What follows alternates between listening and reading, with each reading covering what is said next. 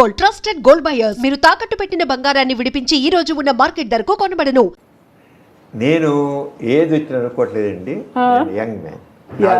నేను మాత్రం ఇంత కూడా నాలో ఏజ్ వచ్చేసింది, ఏజ్డ్ పర్సన్, సీనియర్ సిటిజన్ అనే అసలు ఫీలింగే రాదు నాకు. నిరంతరం ఏదో సాధించాలి నాకు తపన మాత్రం నాకు ఉంటుంది. అలాగే చేస్తుంటాను. ఇప్పటికి నేను రోజుకి దాదాపు 16 to 18 hours పనిచేస్తాను. హాస్పిటల్ చేస్తాను, సోషల్ యాక్టివ్ చేస్తాను, అటు ఐఎంఏలో చాలా యాక్టివ్గా ఉంటాను. రెడ్ క్రాస్కి చైర్మన్గా ఉన్నాను, ఎన్టీఆర్ డిస్ట్రిక్ట్ చైర్మన్గా ఉన్నాను. సోషల్ యాక్టివిటీస్ చాలా రకరకాల సోషల్ యాక్టివిటీలు, బుక్స్ తెగ రాసుకున్నారు. 217 బుక్స్ పబ్లిష్ అయ్యాయి. స్వాతిలో రాస్తుంటాను. కానీ ఎవరిని కాదండి, ఎవరిని అడిగినా సరే ఎక్కడ రమ్మంటే వెళ్తాను, మాట్లాడతాను. ఏ చేయను, ఎవరు నో అనలే చదివిన కుదరకపోతే తప్ప ఎవరు ఏ అడిగినా నో అన్నది అన్ను నేను. అలాగా ఏం తింటారంటే మామూలుగా నేను ప్యూర్ వెజిటేరియన్. నేను రైట్ ఫ్రమ్ ది బిగినింగ్ మా ఫ్యామిలీ అంతా అలాగే ఉంటాం మేము.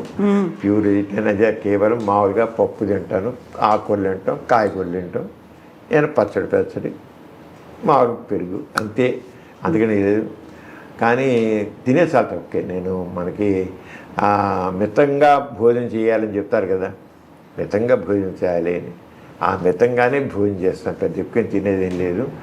అయితే what is secret our health అంటే మాత్రం ఏవైతే ఆరోగ్యానికి పనికిరావో వాటికి దూరంగా ఉంటారు.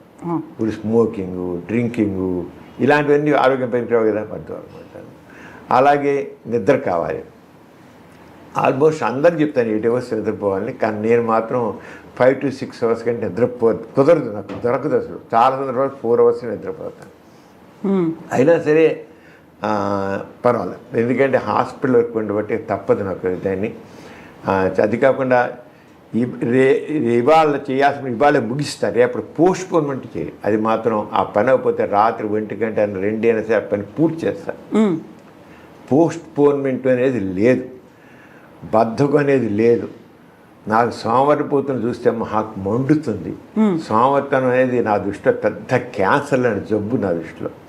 సోమర్థం కాదు, నో పోస్ట్పోన్మెంట్. ఇవాళ రేపటి రోజు మనది కాదు, ఇవాళే ఫినిష్ చేయాలి.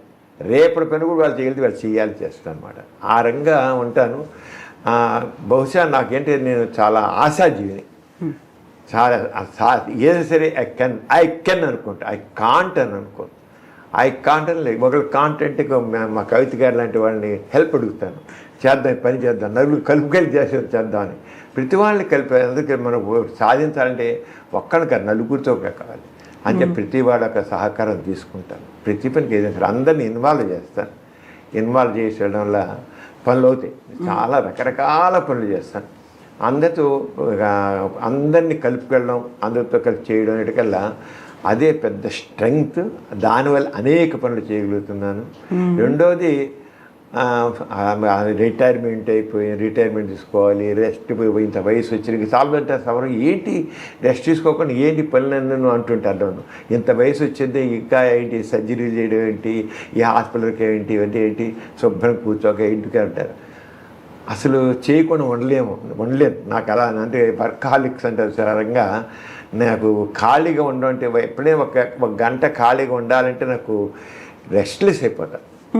రెస్ట్లెస్ అవుతాను. ఖాళీ అనేది ఉండదు. ఖాళీ అని పెట్టుకొని ఆ టైంకి ఏదో ఒక పని చేస్తాను. కానీ ఖాళీగా వస్తే మాత్రం నేను చాలా రెస్ట్లెస్ అయిపోతాను, ఉండలేను. I do something. నా బ్రెయిన్ అలా పనిచేస్తూనే ఉంటుంది. అందువల్లే నా ఆరోగ్యం బాగుంది అనుకుంటున్నాను. బాగానే ఉంది. ఇంత చేసినా సరే నాకు కాస్త బీపీ వచ్చింది, షుగర్ వచ్చింది, ఉన్నాయి కాస్త, కానీ పూర్తి కంట్రోల్ ఉన్నాయి.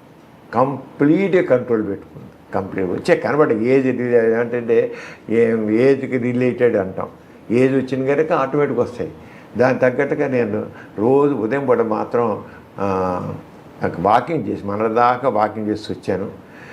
వాకింగ్ చేస్తుంటే కాస్త నీ జాయింట్ పెయిన్స్ వల్లే కాస్త నీ జాయింట్ పెయిన్స్ వస్తే దాంట్లో మనకు కొద్దిగా కష్టం. నడుస్తుంటే నొప్పులు పుడతాయి, కాళ్ళ నొప్పులు పుడతాయి, మెట్లు ఎక్కుతుంటే నొప్పులు ఉన్నాయి. సో దాంతో కొద్దిగా యోగా చేద్దామని యోగా పెట్టుకోమని యోగా కూడా చక్కగా ఉపయోగపడుతుంది. చాలా బాగుంది యోగా.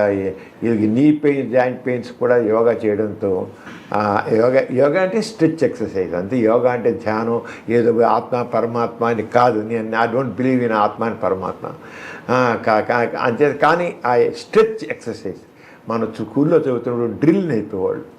ఆ డ్రిల్లు నిజంగా బెస్ట్ అండ్ మంచి ఎటువంటి ఇప్పుడు ఉన్న ఎడ్యుకేషన్లో అసలు ఎక్సర్సైజ్ లేకుండా నిజంగా ఎడ్యుకేషన్ అక్కడ ఈ ఎసెన్షియల్స్ చూసి చైతన్య నారాయణ ఇలాంటివన్నీ చూసామంటే పిల్లలకి ఎవ్వరికీ లేదు. చైల్డ్హుడ్ ఒబేసిటీ ఎంత ఎక్కువైపోయిందండి ఇప్పుడు. అసలు మా హాస్పిటల్కి వచ్చే పిల్లల్ని తీసుకుంటే 80 నుంచి 90% అందరూ స్టౌటే. అరే ఒక్కడికి ఎక్సర్సైజ్ లేదు, ఏమీ లేదు, ఎప్పుడు చదువు లేచిన దగ్గర నుంచి వాళ్ళకి ఉద్యోగికి ఇప్పుడు నేను ప్రాక్టీస్ పెట్టిన రోజుల్లో అసలు 50 ఏళ్ల క్రితం షుగర్ అన్నా బీపీ అన్నా ఒక 60 ఏళ్ళు దాటిన వాళ్ళ తర్వాత షుగర్ బీపీలు అనుకోండి. ఇప్పుడు 20 ఏళ్ళ వాళ్ళకి షుగర్ బీపీలు ఉంటున్నాయండి. కాదంటే నో ఫిజికల్ ఎక్సర్సైజ్, స్ట్రెస్ ఒకటి, టూ మచ్ స్ట్రెస్. చిన్న పిల్లలు కూడా స్ట్రెస్ అనే, అసలు ఎల్కేజీ వరకు స్ట్రెస్ అనే, 1 తరగతి కూడా స్ట్రెస్ అనే. ఆ పాఠాలు రాసుకోవాలి, చేయాలి, హోంవర్క్, అసలు ప్రతి చదువు మళ్ళీ స్ట్రెస్తో మళ్ళీ అయిపోతుంది. What is this? ఈ ఎడ్యుకేషన్ సిస్టమ్ మారి తీరాలండి. చాలా భయంకరమైన ఎడ్యుకేషన్ సిస్టమ్ ఇది మాత్రం పనికిరా. ఎందుకు ఊరికే మార్కులు ర్యాంకులు తప్ప మనిషిని వాడి వ్యక్తిత్వ వికాసం మాత్రం ఉండట్లేదు.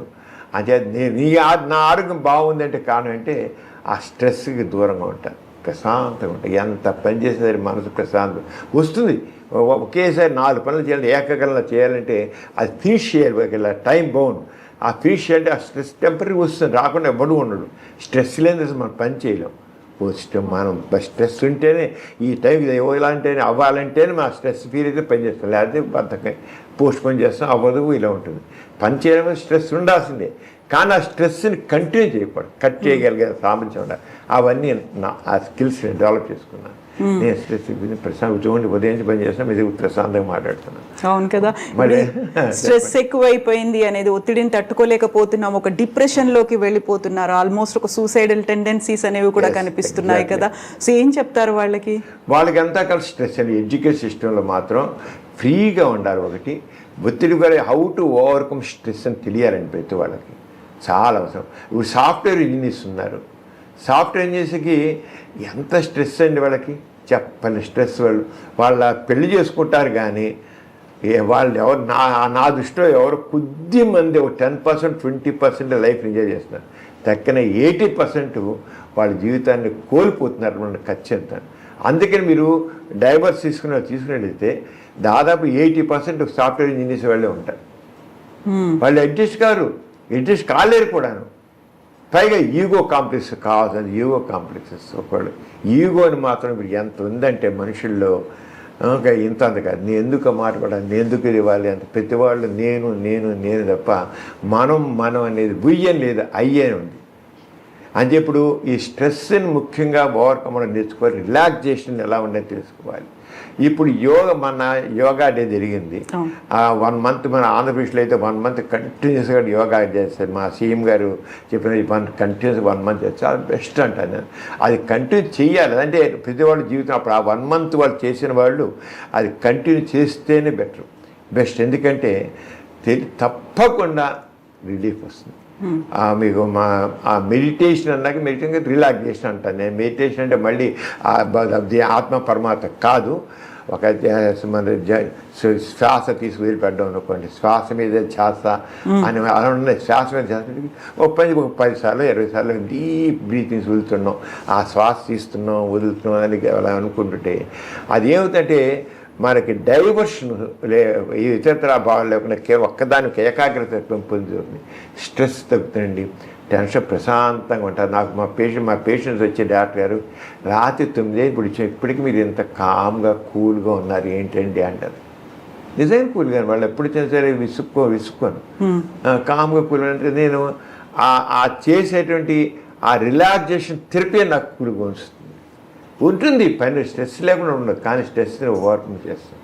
అంచేత ప్రతి ఒక్కరు హౌ టు ఓవర్కమ్. అంచేత యోగా అనేది అంటే యోగా అంటే ఇప్పుడు యోగా అనేటికల్లా ఆత్మ పరమాత్మ ధ్యానం ఇవన్నీ అవన్నీ పక్కన పెట్టేసేయండి. స్ట్రెచ్ ఎక్సర్సైజ్, కాన్సన్ట్రేషను, శ్వాస మీద ధ్యాస పెట్టేస్తే ఆ డైవర్షను అవన్నీ వస్తాయి. అంటే ఈ లైఫ్ స్కిల్స్ కావాలండి మనకి. లైఫ్ స్కిల్స్లో ఇప్పుడు జరుగుతుందంటే మన తక్కువన్నీ చదువుతున్నాము, మన గురించి మనం చదవట్లేదు. అది పెద్ద ల్యాకింగ్ ఎడ్యుకేషన్లో. మన గురించి ఇప్పుడు అదే మీకు సెక్షువల్ ప్రాబ్లమ్స్ ఉంటున్నాయి. ఎందుకంటే సెక్షువల్ మనం బాట్ని చదువుతాం, జుబాలు చదువుతాం, ర్యాబిట్స్ గురించి, ఎర్త్ బాంబ్స్ గురించి, వాటి గురించి, కాక్రోచ్ల గురించి చదువుతాం, కానీ వాటిని జంతువులన్నిటి గురించి చదువుతాం, కానీ మన గురించి మనం చదువుకో మనకి జీరో. ఎంత పిల్లలు ఎలా పుడతారో కూడా తెలియని మనుషులు ఇప్పటికీ ఎడాల్సిన బాయ్స్ అండ్ గర్ల్స్ ఉన్నారు. ఎలా పిల్లలు పుడతారు అని తెలియదు. అసలు అంత ఇదిగా ఇగ్నోర్ చేసి ఏంటి పని. అంచేత మన గురించి మనకి తెలుసుకోవాలి. వాళ్ళు మామూలుగా ఫిలాసఫీ స్పిరిచువాలిటీలో నీ గురించి నువ్వు తెలుసుకో, నీ గురించి నువ్వు తెలుసుకో అంటారు. ఆ తెలుసుకోవడం కాదు మనకు, అది అనవసరం. ఆ స్పిరిచువాలిటీ నీ గురించి తెలుసుకునేది వేస్ట్. మనిషిని అనవసరం పనికి రాకుండా చేసి ఏదో ఆత్మజ్ఞానం, మోక్షాలు ఇవన్నీ పనికిరావు. కానీ నువ్వు ఎలాగ మంచి మనిషిగా నువ్వు ఉండగలుగుతావు, నువ్వు హ్యాపీగా ఎలా ఉండగలుగుతావు, నువ్వు సుఖంగా ఎలా ఉండగలుగుతావు. సంతోషంగా సుఖంగా నువ్వు ఉండాలంటే ఎదుటి వాళ్ళతో చక్కగా కలిసి నీలో ఈగో లేకుండా ఉండాలి, అందరూ కలిసి పనిచేయాలి, విషయ జ్ఞానం చేసుకోవాలి.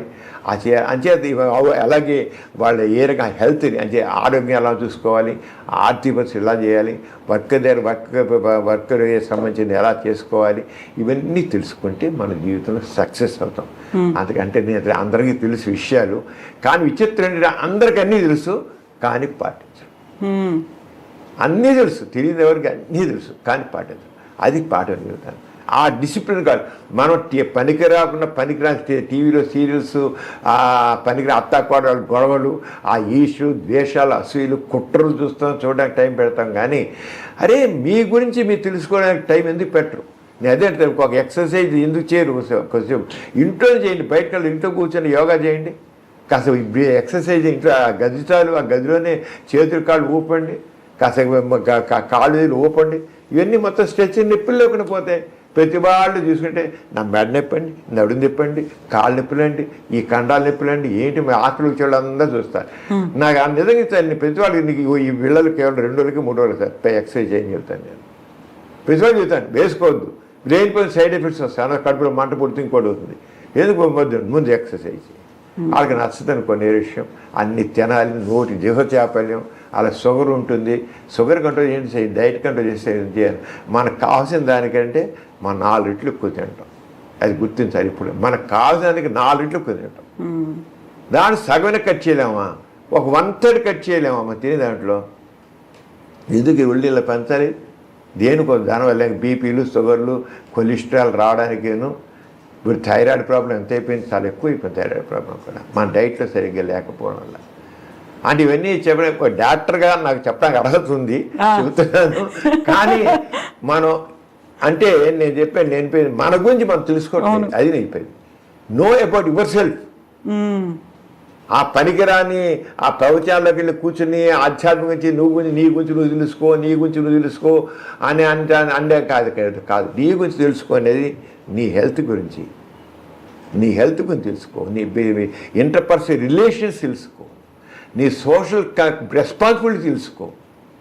ప్రతి వారికి తన సోషల్ రెస్పాన్సిబిలిటీ ఉంది, ఆ సోషల్ రెస్పాన్సిబిలిటీ తెలుసుకో. ఏముంది, ఎంత హ్యాపీగా ఉంటుంది. ఇప్పుడు మీరు ఒక మాట అన్నారు, సెక్సాలజీ పట్ల అవగాహన అనేది లేదు అనుకున్నప్పుడు అపోహలు కూడా అట్లాగే ఉన్నాయి కదా. మీ ఇన్నేళ్ల సర్వీస్ చూసిన తర్వాత ఏది ఎక్కువ ఉంది, అవగాహన లేకపోవడమా, అపోహల? దేన్ని ఎలా చూస్తారు? అపోహలు ఉన్నాయి, అర్థం పడిన నమ్మకాలు ఉన్నాయి. వీటన్నిటి మూల కారణం సరే నాలెడ్జ్ లేకపోవడం. నాలెడ్జ్ ఈజ్ పవర్ అంటాం. ఈ నాలెడ్జ్ ఈజ్ పవర్. ఆ నాలెడ్జ్ లేకపోవడం వల్ల ఇంకోటి ఏంటంటే మనిషికి కాస్త క్రిటికల్ థింకింగ్ కావాలి. Scientific knowledge and scientific temper అంటాం. క్రిటికల్ థింకింగ్, విశ్లేషణాత్మకమైన పరిశీలన, ఆలోచన కావాలి. ఆ క్రిటికల్ మన ఎడ్యుకేషను ఆ క్రిటికల్ థింకింగ్ని పెంచడం లేదు.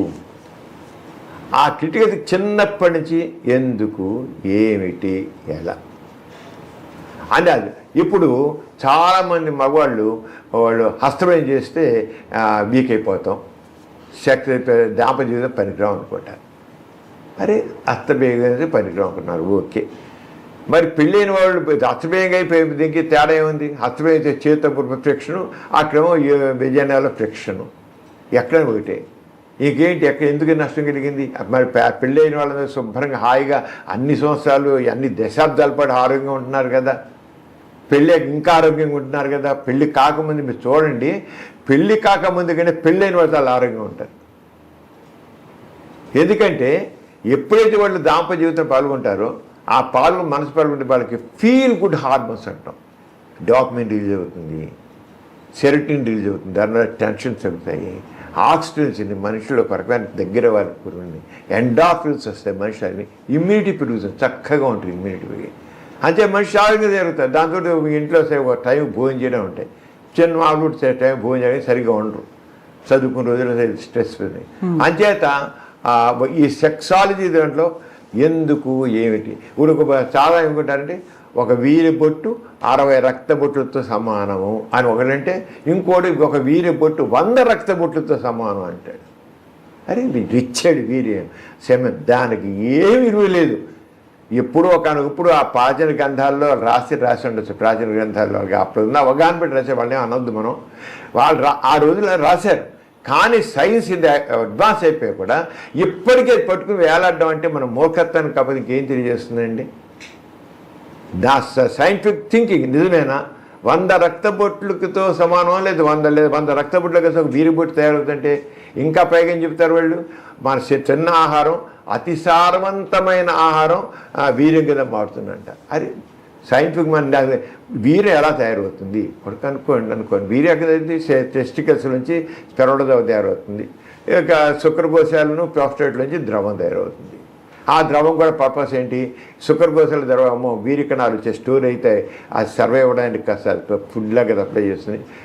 ప్రోస్టేట్ ద్రవం బయట నెట్టడానికి ఆర్గనైజ్ నెట్టి విజయనాలో కాస్త 2-3 రోజులు స్టోర్ విజయనాలో కానీ ఇంట్రెస్ట్లో కానీ ఉండడం కోసం అది ఉపయోగపడింది, ఆల్కలైన్ నేచర్లో ఉండి చేస్తుంది అన్నమాట. అలాగే ఉంటే అంతే, దానికి ఏం లేదు.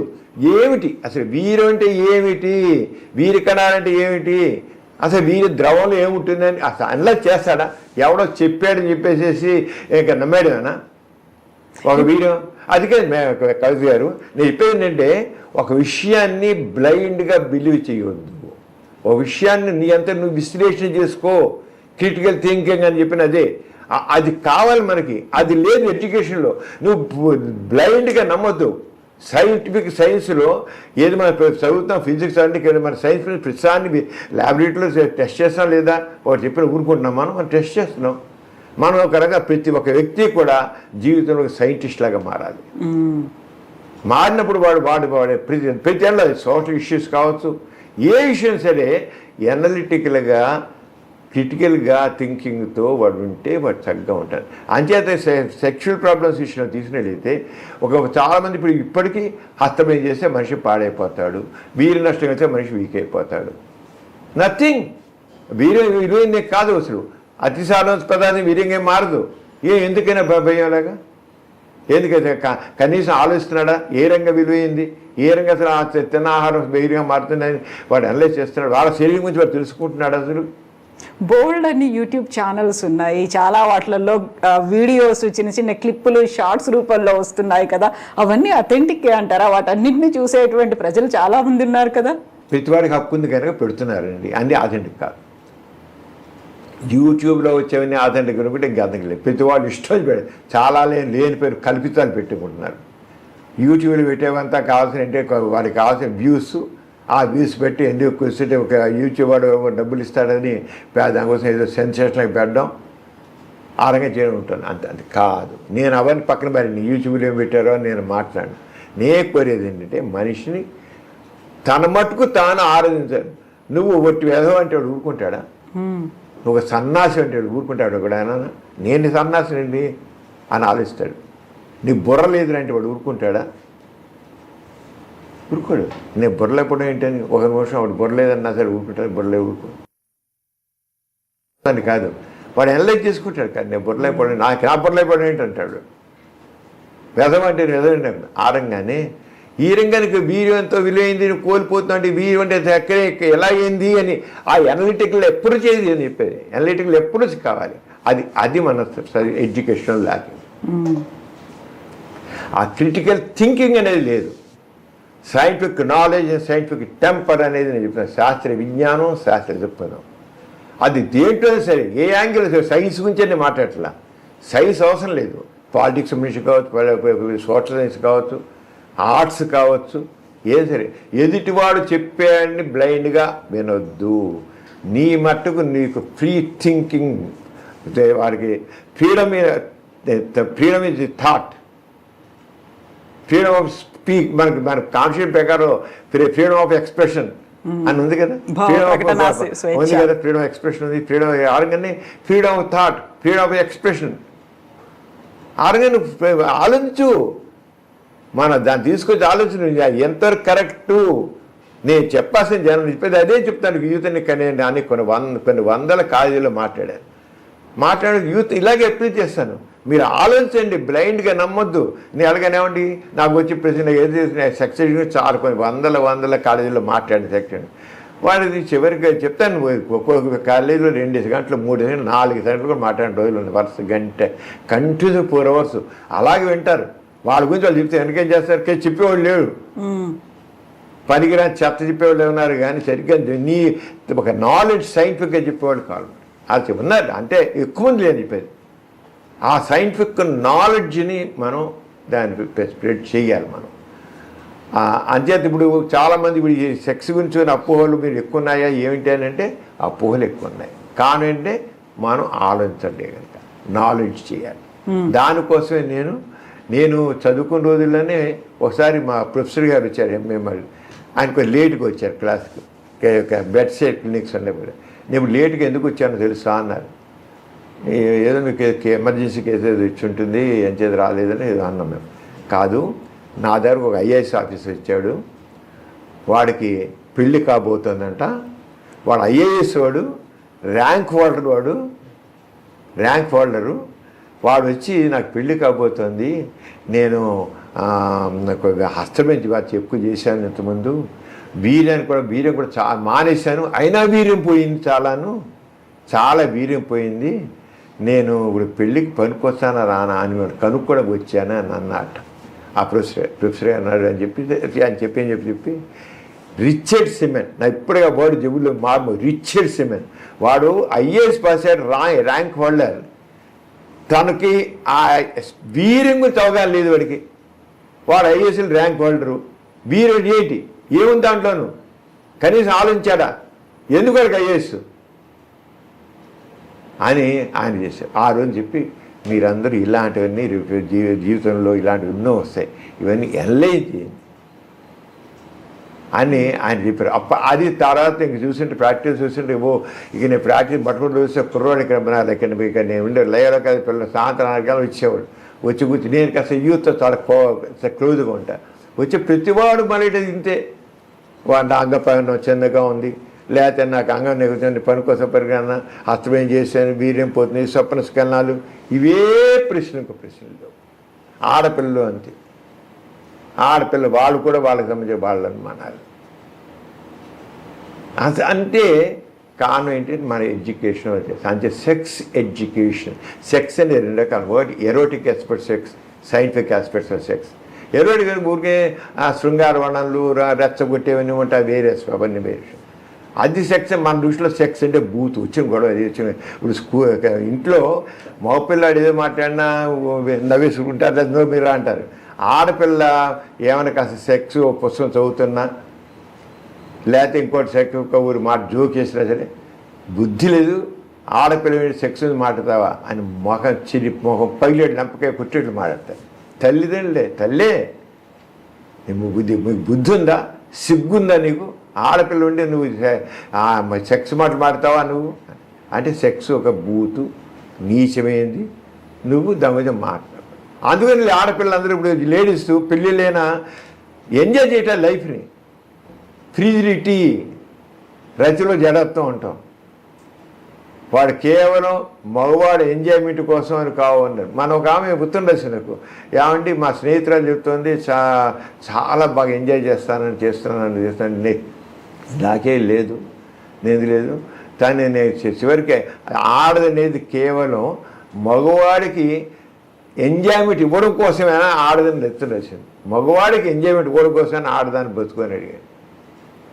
అంటే మనం ఎందుకని బ్రాటప్ అంతా మైండ్ సెట్ అంతా అలాగే డెవలప్ అయింది. ఇలాంటివి మనం ఎడ్యుకేట్ అంటే నాలెడ్జ్ ఈజ్ పవర్ అన్న వర్డ్ అది, ఆ ఎడ్యుకేట్ చేస్తేనే అవుతుంది. సెక్స్ గురించి ఎన్నో అయితే పూర్వకాలం కంటే ఇప్పుడు చాలా మార్పు వచ్చింది. నేను ఒక 50 సంవత్సరాలు 1954లో అప్పుడు 1974లో ఈనాడు పేపర్ వైజాగ్లో మొదలైనప్పుడు 74 ఆగస్టు 10 ఇప్పుడు మొదలైంది. ఆగస్టు 13 నుంచి రామోజీరావు గారు నా చేత రాజసమరం అప్పుడు రేడియో స్టేషన్లో విజయవాడ రేడియో స్టేషన్ నుంచి సెక్స్ గురించి కొన్ని అపోహలను టాక్ ఇచ్చాను నేను. ఇస్తే చెప్పలేని లెటర్స్ వచ్చి కొన్ని వేల ఉత్తరాలు వచ్చే వాళ్ళకి ఎప్పుడు ఏనాడు ఏ టాక్ అని రాలేట. అప్పుడు మొదటి టాక్ అనే ఇచ్చారు, వాళ్ళనే ఇచ్చారు సెక్స్ గురించి. ఎందుకంటే చూసి పేషెంట్లందరూ చూసి నాకు వీళ్ళు ఎడ్యుకేషన్ లాభం లేని రేడియోలో ఇచ్చాను తగ్గలేదు. అప్పుడు రామోజీరావు విని నాకు ఫోన్ చేసి సమరం ఇది నాది ఏనాడు మొదలెడుతున్నాను, నేను బేజాగించి నువ్వు రాయాలి, దాంట్లోను సెక్స్ సైన్స్ అని హెడ్డింగ్ పెడుతున్నాను, నువ్వు దాంట్లో రాయన్నారు. నాకు నేనేమి దాంట్లో పెద్ద ఎక్స్పర్ట్ ఏం కాదండి, కొద్దిగా 4 చెప్పి 4 కాదు రాయి, నువ్వు రాయగలవు, చేయి ముందు నీకు నువ్వు చేసిన ఆటోమేటిక్గా నీకే అందరూ నీకు నాలెడ్జ్ చదువుతుంది చేయని పెట్టి ఇంక రాయించాను. 7 సంవత్సరాల పాటు ఈనాడు పేపర్లు వరుసగా రాశాను. చెప్పలేంత రెస్పాన్స్. చాలా స్వాతి పేపరు, స్వాతి వీక్లు ఇప్పటికి వస్తుంది, 40 ఏళ్ళ స్వాతిలో వస్తున్నారు. ఇవన్నీ ఏంటంటే ఎందుకు ఇంత అంటే ఇప్పుడు స్వాతి బలరామరెడ్డి సమరం స్వాతి పేపర్ ఉన్నంతకాలం రాస్తూనే ఉంటాం అంతే, ఆ పని లేదు, రాస్తూ ఉండాల్సిందే అంట. ఎందుకని ఈ నాలెడ్జ్ అంటే కొంతమంది డేర్ చేయట్లేదు, డేర్ చెయ్యాలి నాలెడ్జ్ మనకి. అందుకని మనకి ఏది కావాలో అది మనం పొందట్లేదు. అంచేత కవిత గారు అంచేత దీన్ని బూత్గా కాకుండా లైఫ్ ఫిలాసఫీగా తీసుకోవాలి. సెక్స్ ఎడ్యుకేషన్ లైఫ్ ఫిలాసఫీ తీసుకుంటే దాని ద్వారా మనం చాలా అంటే సెక్స్ గురించే తెలుసుకోను. కానీ ఇప్పుడు నేను చెప్పిన సమాజం గురించి అంత అవగాహన చేసుకొని చెబుతున్నాను, సామాజిక సమస్యల గురించి చేసుకొని చెబుతున్నాను. అంటే జీవితానికి సంబంధించిన ఒక విషయం నాకు మాత్రం ఇది వన్ ఆఫ్ ది చాలా ఇంపార్టెంట్ ఆస్పెక్ట్ కనుక ఇంపార్టెంట్ ఆస్పెక్ట్ని తెలుసుకోవాలని అది దాని మీద చాలా పుస్తకాలు రాశాను రాస్తున్నా కానీ రేపు ఇంగ్లీష్లో కూడా పుస్తకం 218వ పుస్తకం వీటన్నిటిని మళ్ళీ అడ్రస్ చేస్తూ సరికొత్తగా వస్తుందా? అవునండి, సరికొత్తగా వస్తుంది. నిజంగాను తెలుగులో రాసిన అన్నింటికంటే కూడా వస్తుంది. నాకు మాత్రం సంపూర్ణంగా నేను 250 పేజీలతో పుస్తకం. అది చాలా క్లుప్తంగానే, అన్ని క్లుప్తంగానే, ఏ డౌట్ అంటే ఆ డౌట్ అండి ఇంగ్లీష్లో రాశాయి. ఇది మాత్రం comprehensive companion to sexology for all ages and genders అని పెట్టి రాశాను. మనతో పాటు ఉండేది సెక్సాలజీ, మనతో ఉండాల్సింది. Comprehensive companion to sexology for all ages, అది పుట్టి చిన్న పిల్లల నుంచి పెద్దవాళ్ళ వరకు. మన ముసలివాళ్ళకి ఎందుకు రా అని అంటాం, అరే పెద్దవాళ్ళకు కూడా ఉంటుంది సార్. ఇప్పుడు 56 ఏళ్ళు వచ్చాయి, కాకపోతే 60, 70 ఏళ్ళు వచ్చాయి, 80 ఏళ్ళు వచ్చినా సరే సెక్స్ ఉంటుంది. వాళ్ళు ఎంజాయ్ చేస్తే మంచిది వాళ్ళకి యాక్చువల్గా. అంతే పని దూరంగా ఉండడానికి కాదు, దూరంగా ఉండాల్సిన పని లేదు, ఉండకూడదు కూడా. సెక్స్లో ఎవరైతే పార్టిసిపేట్ చేస్తారో వాళ్ళకి జీవితం చాలా ఆరోగ్యకరంగా ఉంటుంది, వాళ్ళ లైఫ్ హెల్దీగా ఉంటుంది, యాక్టివ్గా ఉంటారు, డైనమిక్గా ఉంటారు, ఎనర్జెటిక్గా ఉంటారు.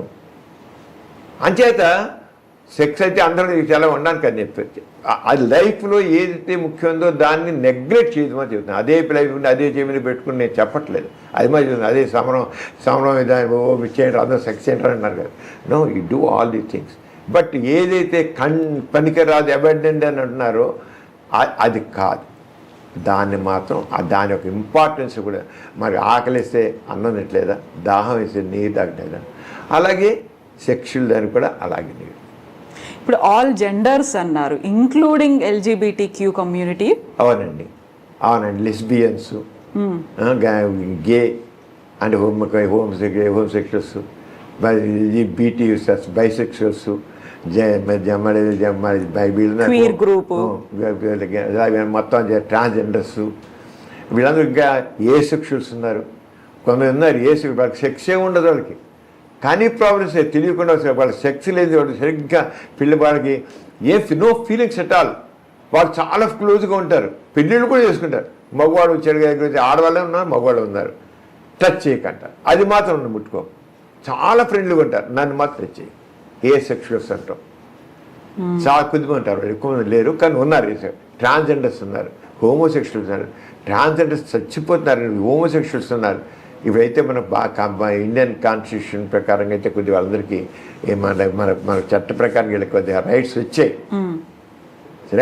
తప్పలేదు మనకు. అన్నీ జెనెటిక్గా వచ్చే డిఫెక్ట్స్, జెనెటిక్ వచ్చి యాక్సెప్ట్ చేయాలి. అదే చెప్తారు మన కొంత ట్రాన్స్జెండర్స్ ఉంటారు, వాళ్ళు కలవలేరు, వాళ్ళు హిజ్రాస్ లాగా మారిపోవాలని అనుకుంటారు. ఏంటండి మా ఇంట లేదు వంట లేదు ఎట్లా అని అంటే వాళ్ళు చెప్పమంటారు, మాకేం తెలుసండి, మాకు ఇలా పుట్టాడు, మేము ఇప్పుడు అమ్మాయిలాగా అవుతాను. అవనండి మేము తీసుకుంటాం, మా కడుపున పుట్టిన బిడ్డే కదా, వీళ్ళు యాక్సెప్ట్ చెప్పండి సమాజానికి కదా. ఎవ్వడికి అది దమ్ము లేదు. వాళ్ళని చేత పోయి రోడ్డు కడుక్కుంటూ ఒక గ్రూప్గా ఉంటున్నారు. అది బొంబాయి వెళ్ళిపోతున్నారు, అది కలకట్టా వెళ్ళిపోతున్నారు, ఢిల్లీ వెళ్ళిపోతున్నారు. నేను ఎంతమంది చూసి ఇంజనీర్లు ఉన్నారు, బీటెక్ చేసిన వాళ్ళు ఉన్నారు, ట్రాన్స్జెండర్స్ హిజ్రాలు ఉన్నారు. ఒకళ్ళైతే లెక్చరర్స్గా ఉన్నవాళ్ళు ఉన్నారు, లెక్చరర్గా చేసి ఒక యూనివర్సిటీలో లెక్చరర్గా ఉన్నవాళ్ళు కూడా మానేసి వెళ్ళిపోయి బొంబాయిలో ట్రాన్స్జెండర్స్ గ్రూప్ వెళ్ళిపోయారు. చదువుకున్న వాళ్ళు, మెడిసిన్ చేస్తున్న వాళ్ళకి కూడా ట్రాన్స్జెండర్స్ వాళ్ళు చూశాను నేను. అది వచ్చి మాట్లాడతారు వీళ్ళు. ఎంతమంది రకరకాల ఎంఏ చేసి ఎంఎస్సి పోస్ట్ గ్రాడ్యుయేషన్ చేసి అలా చేసి జాబ్ చేస్తున్న వాళ్ళు ట్రాన్స్జెండర్స్ ఫీలింగ్స్ చచ్చిపోతున్నారు. వాళ్ళు సూసైడ్ చేసుకోవాలి, ఇంకేం లేదని నేను సూసైడ్ చేసుకుంటాను. కొన్ని సూసైడ్స్ అలాంటివి సొసైటీ యాక్సెప్ట్ చేయలేదు. కానీ మీరు ఎప్పుడైతే మనకి చట్టం కూడా ఇచ్చింది దాని ప్రకారం కొంతమందికి చాలా ధైర్యంగా మాట్లాడుతున్నారు. మేము హోమోసెక్షువల్స్ని, మేము ట్రాన్స్జెండర్స్ని, మేము గే ఇలా చెప్పేసుకున్నారు వాళ్ళు. అలా ఉంటేనే అలా రావాలి. వీళ్ళు చేసే తప్పు కాదండి అది. వాళ్ళు తప్పండి. ఇప్పుడు జైళ్ళలో ఉంటారు వాళ్ళు, అప్పుడు వాళ్ళ కారంగా సెక్స్ కోసం హోమోసెక్షువల్గా ఉంటారు. షిప్స్ మీద 6 నెలల పాటు ఉంటారు, అక్కడ అవుతారు. మళ్ళీ మామూలుగా అయిపోతారు. వాళ్ళందరూ బైసెక్షువల్గా ఉంటారు, ఇటు ఉంటారు అటు ఉంటారు. వాళ్ళు సైన్యంలో ఉంటారు, వాళ్ళు కూడా చాలామంది ఉన్నారు. సైన్యంలో ఎంతమంది హోమోసెక్షువల్స్ ఉంటారు. వాళ్ళు నీడ్ ప్రకారంగా అవుతున్నారు, సెక్స్ నీడ్ కింద అవుతున్నారు, నిజంగా కాదు. కానీ నిజంగా ఉన్నవాళ్ళు ఉన్నారు, వాళ్ళకి మాత్రం మనం తప్పకుండా ఆలోచించాలి, ఎందుకని తెలుసుకోవాలి. అదంతా జెనెటిక్ డిఫెక్ట్ మనం ఇంక జెనెటిక్ ఇంజనీరింగ్ వచ్చాక డెవలప్ అవుతుంది. జెనెటిక్ ఇంజనీర్ డెవలప్ కాకపోతే అవుతుంది. అప్పుడు ఏ హార్మోన్ ఏది జీన్ దానికి కారణం తెలిస్తే ఆ జీన్ తీసేయడం లేకపోతే ఇంకొకరిగా చేయడం జీన్ తీసే స్థితి కూడా రావచ్చు. జీన్ తీసి ఆ ఫీలింగ్స్ పోతాయి. ఇంకా జెనెటిక్ ఇంజనీరింగ్ అడ్వాన్స్ అయిపోయాక కావాలంటే జీన్ తీయించేసుకునే పరిస్థితి రావచ్చు. ఈ మధ్యన వెరీ రీసెంట్ గా డిస్లెక్సియాకి చేసినట్టున్నారు కదా. అంచేత ఆ జీన్స్ ప్రకారం దొరుకుతాయి కనుక జీన్ తీసుకుని చాలా మనకి జైల్లో ఇరుక్కున్న వేల జీన్స్ ఉన్నాయి. మనకు తెలిసిన కొద్దిపాటి గురించే తెలుసుకోవాల్సిన చాలా ఉన్నాయి. ఏ జీన్ ఎందుకు ఎలా పనిచేసి తెలిస్తే దాన్ని బట్టి మనం చేసుకోవచ్చు అన్నమాట. అంచేత సైన్స్ చాలా డెవలప్ అవుతుంది, అడ్వాన్స్ అయిపోతుంది సైన్స్. అందులో జెనెటిక్ ఇంజనీరింగ్ అసలు ఏం చెప్పలేరు. 4 రోజులు అయ్యాక ఆర్టిఫిషియల్ ఊంబ్ వస్తుంది. ఇప్పుడు జపాన్లోను అక్కడ 2-3-4 కంట్రీల్లో ఆర్టిఫిషియల్ ఊంబ్ చేస్తున్నారు. తల్లి ఇక తన గర్భంలో బిడ్డని మోయిన అవసరం లేదు. ఎవరైనా ఎంప్లాయీ ఉంది, ఖాళీ పిల్లలకి ఒక బిడ్డతో ఎందుకు ఆపుకుంటున్నారు చాలామంది. వాళ్ళు దే కాంట్ ఎఫర్డ్, టైం పెట్టలేరు వాళ్ళు పిల్లలు పెంపకానికి దానికి. ఏం చేస్తారు, ఇప్పుడు ఏం చేస్తారంటే ఆర్టిఫిషియల్ చేస్తారు. ఇప్పుడు ఆల్రెడీ ఐవీఎఫ్ చూస్తున్నాం. మగవాడి ఒక వీరి కణం ఆడవాళ్ళకి ఎగ్గు తీసుకుని కలిపేసి బయటే పెంచి చివరికి యుట్రస్లో పెడుతున్నారు. అదే రేపు ఏం చేయబోతున్నారంటే ఇప్పుడు ఆర్టిఫిషియల్లో బయటే చేసి టెస్ట్ ట్యూబ్ బేబీలను పెంచి తర్వాత ఆర్టిఫిషియల్ రూమ్లో పెట్టి ఇప్పుడు దానికి చాలా ఆర్టిఫిషియల్ రూమ్ చాలా డిజైన్ రకరకాల డిజైన్స్. మేము ఇప్పుడు ఇక అడ్వాన్స్డ్ హెల్త్ సైన్స్ ఇంగ్లీష్లో పెట్టాను నేను ఇప్పుడు మా దగ్గర. దాంట్లో ఈ ఆర్టిఫిషియల్ రూమ్ అంటే ఎలా పనిచేస్తుంది ఏంటి, దానికి ఏ రకంగా బ్లడ్ సప్లై, ఆక్సిజన్ సప్లై, యామినేట్ ఫ్లూయిడ్ సప్లై, వేస్ట్ ప్రొడక్ట్స్ ఎలా చేస్తుంది, బ్లడ్ ఎందుకు ఆ రకంగా పెట్టాను చెప్పడానికి నేను తెలియాలి. ఎటువంటి కొంతకాలం పోయాక మాకు ఏదైనా కావాలి బజార్లో వస్తువులు కొనుక్కలుగా artificial heart, artificial lung, artificial kidney, artificial liver, artificial pancreas, చివరికి ఆర్టిఫిషియల్ స్కిన్, ఆర్టిఫిషియల్ బ్రెయిన్ కూడా వస్తుంది. ఇప్పటికే బ్రెయిన్లో చిప్స్ పెట్టాలని ఒకటి వస్తుంది, కొన్ని డెమన్షియా లాగా వచ్చేస్తున్నారు, బ్రెయిన్ పనిచేయడం మానేస్తే చిప్స్ పెట్టి బ్రెయిన్ యాక్టివేట్ చేయాలని, చిప్స్ లాగా చేయాలని ఆల్రెడీ ఆ ప్రయోగాలు జరుగుతున్నాయి. అది సక్సెస్ అయిపోతుంది, చిప్స్ సక్సెస్ అవుతుంది. కొంత అలాగే రకరకాల డిసీజ్ కూడా పెట్టాలని బ్రెయిన్లో పెట్టాలి, చిప్స్ పెట్టి ఆ బ్రెయిన్ యొక్క యాక్టివిటీని కంట్రోల్ చేయడం. ఇప్పుడు మందుల ద్వారా కంట్రోల్ చేస్తున్నాం, ఆ చిప్ పెట్టి కంట్రోల్ చేయడం. అది వచ్చేది ఇప్పుడు ఆలోచనగా బ్రెయిన్ కూడా ఏముంది, ఆర్టిఫిషియల్ బ్రెయిన్ ఇవన్నీ డిజైన్ చేశారండి. ఇప్పుడు డిజైనర్ బేబీస్ కూడా రాబోతున్నారు. అలాగే ఇప్పుడు ఆర్టిఫిషియల్ ఊంబులో మనం ఒక ఏ రంగు కావాలంటే ఆ రంగు జెనెటిక్ ఇంజనీరింగ్ ద్వారా మాకు బిడ్డ తెల్లగా చక్కగా పుట్టాలి, ఎర్రగా పుట్టాలి, బాగా దెబ్బ పండ్లా పుట్టాలి అంటే ఆ రంగు కలరు, కళ్ళు ఇలా ఉండాలి, ఒళ్ళు ఇలా ఉండాలి, ముఖం ఛాయ్ ఇలా ఉండాలంటే ఆ రంగాన్ని జెనెటిక్ ఇంజనీరింగ్ ద్వారా మార్పు చేసే పరిస్థితి ఉంది. అది ఆర్టిఫిషియల్ ఊంబు ద్వారా జరుగుతుంది. అది ఎంతో కాలం లేదు. ఆ మధ్య మరి ఒక వీడియో వచ్చింది, జపాన్లో ఆల్రెడీ ఓ బేబీ పుట్టిందని పెట్టారు. అది ఎంతవరకు ఒక ఎందుకు ఎవరు కన్ఫర్మ్ చేయలేదు అది, కానీ సోషల్ మీడియాలో అన్ని వచ్చేసరికి అది కూడా వచ్చేసింది. జపాన్లో ఒక బేబీ పుట్టిందని చెప్పేసి పెద్ద గొప్పగా పెట్టేశారు దీంట్లో, దీంట్లో సోషల్ మీడియాలో పెట్టారు. అది ఇంకా కన్ఫర్మ్ కాలేదు, సైంటిఫిక్గా కన్ఫర్మ్ కాలేదు. కానీ ఆ బేబీ ఎలా పెరిగింది, ఏమిటి, ఎలా డెలివరీ ఎలా చేశారు, బేబీ తీసి ఇది చేసినట్టుగా చెప్పి పెట్టారు. అది వస్తుంది, అది తప్పకుండా వస్తుంది. అది ఏం కాదు, డిఫరెంట్గా ఇంకా మన వీరికణం ఆ ఎగ్ కలిపేసి పెట్టేసేసి మనం వెళ్ళిపోయి మధ్య 9 నెలలు పోయాక మన బేబీని మనకి ఇచ్చేస్తారు, తెచ్చేసుకోవచ్చు, పండంటి బిడ్డను మనం తెచ్చుకోవచ్చు అంతే. ఇప్పుడు మనం ఇంత అడ్వాన్స్ టెక్నాలజీ గురించి మాట్లాడుకుంటున్నాం, ఆర్టిఫిషియల్ బ్రెయిన్, వీటన్నిటి గురించి మాట్లాడుకుంటుంటే 55-60 ఏళ్ళుగా మీరు దేనికోసమైతే అవేర్నెస్ కోసం ఇంకా చేస్తున్నారో దాని గురించి ఇంకా ఇంకా ఇంకా చెప్పాల్సి వస్తుంది. మీరు ప్రతిసారి కాలేజీలోకి వెళ్ళి లెక్చర్స్ ఇన్ని ఇవ్వాల్సి వస్తుంది, ఇన్ని అవేర్నెస్ వీడియోలు చేయాల్సి వస్తుంది. ఒక ఐరనీ లేకపోతే ఒక ఎక్స్ట్రీమ్ కాంట్రాస్ట్ అనిపించట్లేదా మీకు? అవును కవిత గారు, ఇప్పుడు ఏంటంటే మనకి ఆ తగిన ఆలోచన మన ఇండియాలో ఏంటి అయిపోయిందంటేనండి, మన భారతదేశం ముఖ్యంగా ఒక రకమైన కర్మ సిద్ధాంతం మనకుంది. మన కర్మ సిద్ధాంతం, దాంతో ఏమో లేదు దైవభావం, ఇవన్నీ ఉండేది కదా. మనిషిని ఒక రకమైన ఆ స్వేచ్ఛగా ఆలోచించడం లేకుండా ఎక్కడ అవుతుంది ఏంటో, అది అంత మనకు అదృష్టం ఉందా, అదృష్టం దురదృష్టం, ఇది అవుతుందా, ఇది మనిషి నా దురదృష్టం, నాకు ఆలోచన నాకు లేదు, నాకు ఆలోచన నాకు ఇది లేదు అని అన్నీను మనిషి తను తగ్గించుకునే స్థితి మనకు. Man is supreme, man is master అన్న పద్ధతి ఫ్రీ విల్ ఎప్పుడైతే ఉంటుందో మనిషి ఆలోచన పెట్టాడు. మన ఆస్తిక జాలం వల్ల మనిషిలో ఆ ఫ్రీ విల్ అనేది లేకుండా పోతుంది, ఫ్రీగా ఆలోచించలేకపోతే చెప్పాను ఫ్రీ థాట్ అని, ఫ్రీ ఎక్స్ప్రెషన్ అని, అది లేకపోయడం కల్లా మరి ఇది అంతే. దానివల్ల అందుకని మనం ఏం చేయాలంటే మనుషుల్లో ఆలోచించండి, స్వేచ్ఛగా ఆలోచించండి. ఎవరో చెప్పారు, ఈ గ్రంథాల్లో చెప్పారు, ఆ గ్రంథాలు, ఆ మత గ్రంథాల్లో చెప్పారు. ఇప్పుడు మతం అనేది మనిషిని చెప్పుకుండా చేస్తుంది. మత నమ్మికలు, మతాచారాలు, సాంప్రదాయాలు మనిషిని కట్టుబడేస్తుంది. ఎప్పుడైతే మనిషి ఆ మత సంఖ్యలన్నీ తెంచుకొని బయటపడతాడో ఒక్కసారి స్వేచ్ఛావాయులు పిలుస్తాడు, చనిపోతాడు. కానీ మన సమాజంలో ఆ మత సంఖ్యలలో బంధించిపోయి అర్థం పడుతున్న సాంప్రదాయమైన సంఖ్యలలో బంధింపడిపోయి మనిషి బందీ అయిపోయి ఉన్నాడు. అందువల్ల మనం అవ్వట్లేదు, అందుకని చెప్పాల్సి వస్తుంది. ఎప్పుడైతే ఈ సంఖ్యల్ని తెంపుకుంటాడో స్వేచ్ఛగా వస్తాడు. సంఖ్యలతో బందీ అయి ఉన్నాడు.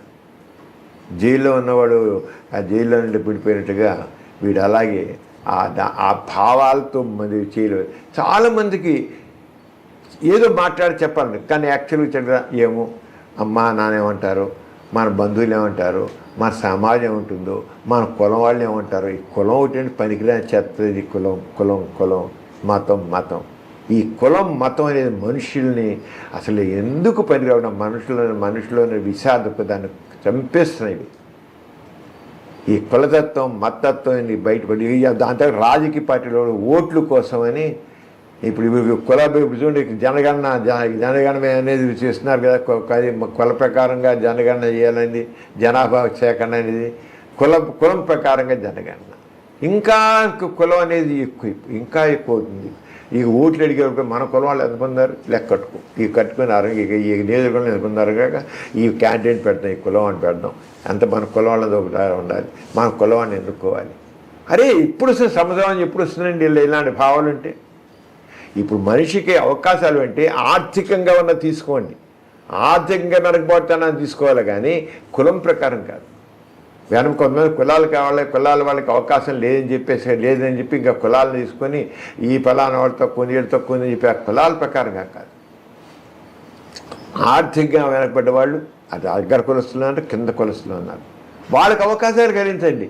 మన సంవత్సరం మనకి మీరు రష్యా కానీ చైనా కానీ ఇంకో దేశాలు కానీ ఇంకో తక్కిన దేశాలు ఏ దేశాలతో అడ్వాన్స్ అయ్యావు, చాలా దేశాలు కొన్ని దేశాలు మనకంటే తర్వాత స్వాతంత్రం వచ్చాయి, కానీ వాళ్ళు చాలా అడ్వాన్స్ అయిపోయారు. వాళ్ళు మనకంటే అన్ని రకాలుగా అడ్వాన్స్ అయ్యారు. మనం ఎందుకు అవ్వలేదంటే మనకి కులం మతం అనే దాంట్లో ఉంది. మనం వాళ్ళు ఏం సరే ఆర్థికంగా అవకాశాలు ఇచ్చారు, ఎవరికి ఆర్థిక అవకాశం తక్కువనే వాళ్ళందరికీ అవకాశం. ఈ కులం అనేది అడ్డుపాటు. ఇప్పుడు మీరు సెక్స్ రిలేటెడ్ లెటర్స్ రాస్తున్నారు, ఆర్టికల్స్ రాస్తున్నారు, మీకు సమస్యల కోసం మీ ఆన్సర్స్ కోసం ఇప్పటికి కూడా బోల్డంతమంది ఎదురు చూస్తున్నారు. ఆల్మోస్ట్ 5 దశాబ్దాలుగా అంటే 50 ఏళ్లకు పైగా మీరు నిరంతరం రాస్తూనే ఉన్నారు. ఇప్పటికీ మీకు 87 years వచ్చినప్పుడు కూడా you are still educating them. ఏమనిపిస్తుంది ఈ విషయంలో మీకు? ఏమనిపిస్తుందంటే అసలు ముందు మాకు ముఖ్యంగా మా బ్రాటపండి మా నాన్నగారు, మా ఫ్యామిలీ, మా గోరా గారు, మా నాన్నగారు, ఆయన వచ్చిన పరమ సనాతన కుటుంబం నుంచి వచ్చారు. కానీ ఆయన ఎప్పుడైతే సమాజం బయటకు వచ్చారో ఏమిటి అసమానతలు ఏంటి, ఎందుకునే అసమానతలు, ఇందాక చెప్పిన అదే క్రిటికల్ థింకింగ్ కావాలని చెప్పి నేను, ఎందుకునే అసమానతలు ఏంటి, అంటరాని వాడు అనేది ఏంటి, ఆడవాళ్ళు ఎందుకు అది చేస్తున్నారు, ఎందుకో భర్త చనిపోతే విధవరాలని చెప్పేసి బూడుగుడు చేసి కూర్చోబెడుతున్నారు, ఏంటి అసలు ఏంటి ఇదంతాను ఆయన ప్రశ్నించడం మొదలెట్టారు. ఆయన ఆ ప్రశ్నించడంతో ఆయన చివరికి అంత సనాతన కుటుంబంలో వచ్చిన ఆయన కూడా నాస్తికుడిగా మారాడు.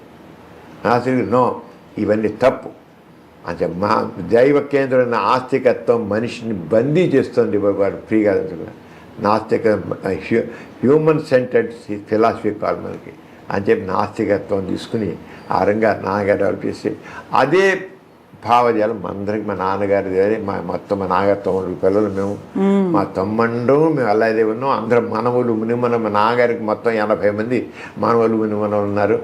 అందరూ కూడా ఇదే రంగా మా మ్యారేజ్ అన్నీ కూడా రకరకాల అందరూ అన్ని కులాల్లో అన్ని మతాల్లో అని చెప్పి మేము ఏమంటాం అంటే కులరహిత మతరహిత వివాహాలు అంటాం. మాకేం కులం లేదు, మతం లేదు, వీఆర్ హ్యూమన్స్, దట్స్ ఆల్. ప్రతి వ్యక్తి కూడా ఫ్రీగా ఆలోచించాలి, సంఘ దృష్టి ఉండాలి, వ్యక్తిత్వంతో ఉండాలి, వ్యక్తి గౌరవం ఇవ్వాలి. నాకే గౌరవం కావాలనుకుంటున్నాను, మీకు అదే గౌరవం కావాలి. నాకే కదా గౌరవం, మీకు కూడా సేమ్ గౌరవం కావాలి, సేమ్ రెస్పెక్ట్ మీకు కూడా కావాలి.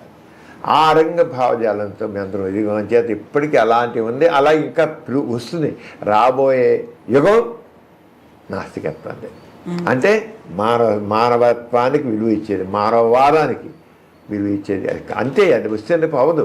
ఇప్పుడు మీరు చాలామంది మన మధ్య జనాభా లెక్కలు తీసుకుంటే ప్రపంచవ్యాప్తంగా తీసుకుంటే 24% మంది మాకే కులం మాకేం మతం లేదు, మాకు దేవుళ్ళ నమ్మకం లేదని ఇచ్చారు. 24% మంది.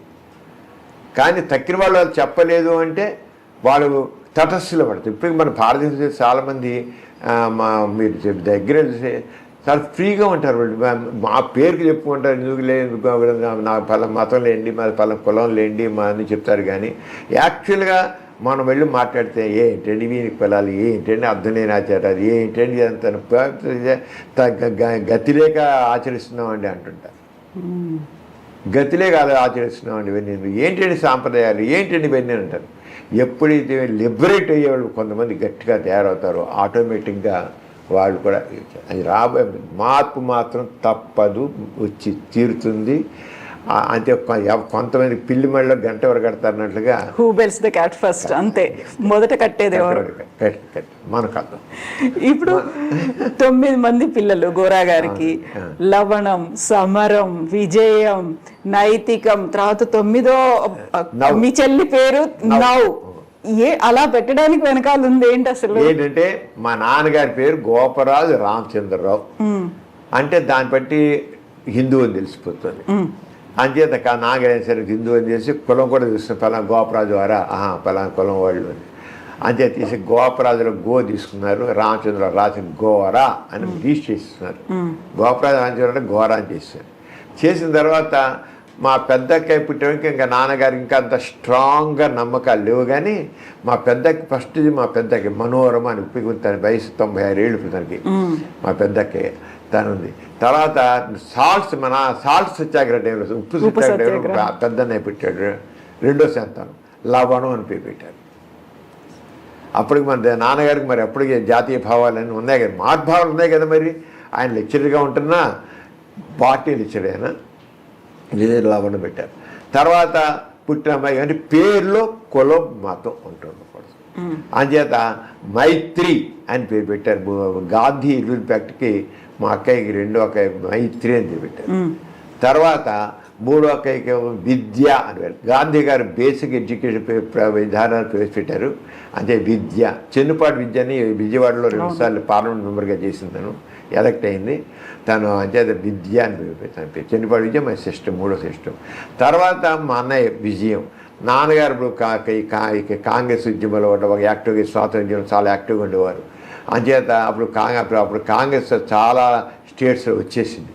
మనకి స్వాతంత్రం రాకముందే ఎలక్షన్ జరిగితే దాంట్లో కాంగ్రెస్ విజయం సాధించింది. అది విజయం అని పెట్టారు. తర్వాత సమరం, నేను ఆ సమరం ఏంటి సెకండ్ వరల్డ్ టైంలో పెట్టాను నేను. వార్ యుద్ధం అది ఆ యుద్ధం చేస్తాను ఇప్పుడు ఇప్పటికి కూడా సార్థక నామం. నేను ఇప్పుడు మీ ముందు యుద్ధం ఇలాగే చేస్తున్నా, మాటలు యుద్ధం చేస్తున్నాను. అందుకే నా యుద్ధం మా అపోహల మీద యుద్ధం, అసమానంలో యుద్ధం, రుగ్మతల మీద యుద్ధం చేస్తున్నాను. సమరం అనేది యుద్ధం అనేవాడ. తర్వాత మా బ్రదరు తమ్ముడు నియంత తను ముసోల్ని, హిట్లరు, స్టాలిను ఆ టైంలో పుట్టాడు. వాళ్ళందరూ నియంతలు కదా, అది నియంత పెట్టారు. తర్వాత మా ఇంట్లో అందరూ జైలుకి వెళ్ళారు.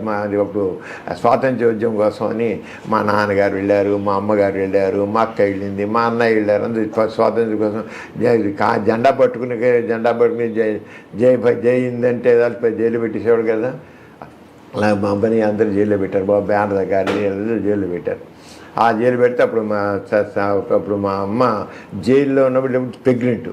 జైల్లోనే మా కడుపులో మా చెల్లెలు జైలు బయట రాగానే 4 రోజుల్లోనే పుట్టేసింది. దానికి మారు అని పెట్టారు. స్వాతంత్ర్యం వచ్చే ముందు పుట్టింది. స్వాతంత్ర్యం వస్తుంది ఆల్మోస్ట్ డిసైడ్ అయిపోయింది, మా దేశం లిబరేట్ అయిపోతుంది. అదే మార్పుకి మారు అని పెట్టారు. తర్వాత స్వాతంత్ర్యం వచ్చేసిన తర్వాత మా చెల్లెలు పుట్టింది. చెల్లెలు పుడితే 9వ సంతానం. అంటే నాన్నగారు నవ్ అని పెట్టారు. నవ్ అనేది అన్ని రకాలు పెడతారు. నవ్ అంటే హిందీలో నవ్ అంటే 9, హిందీలో నవ్వు.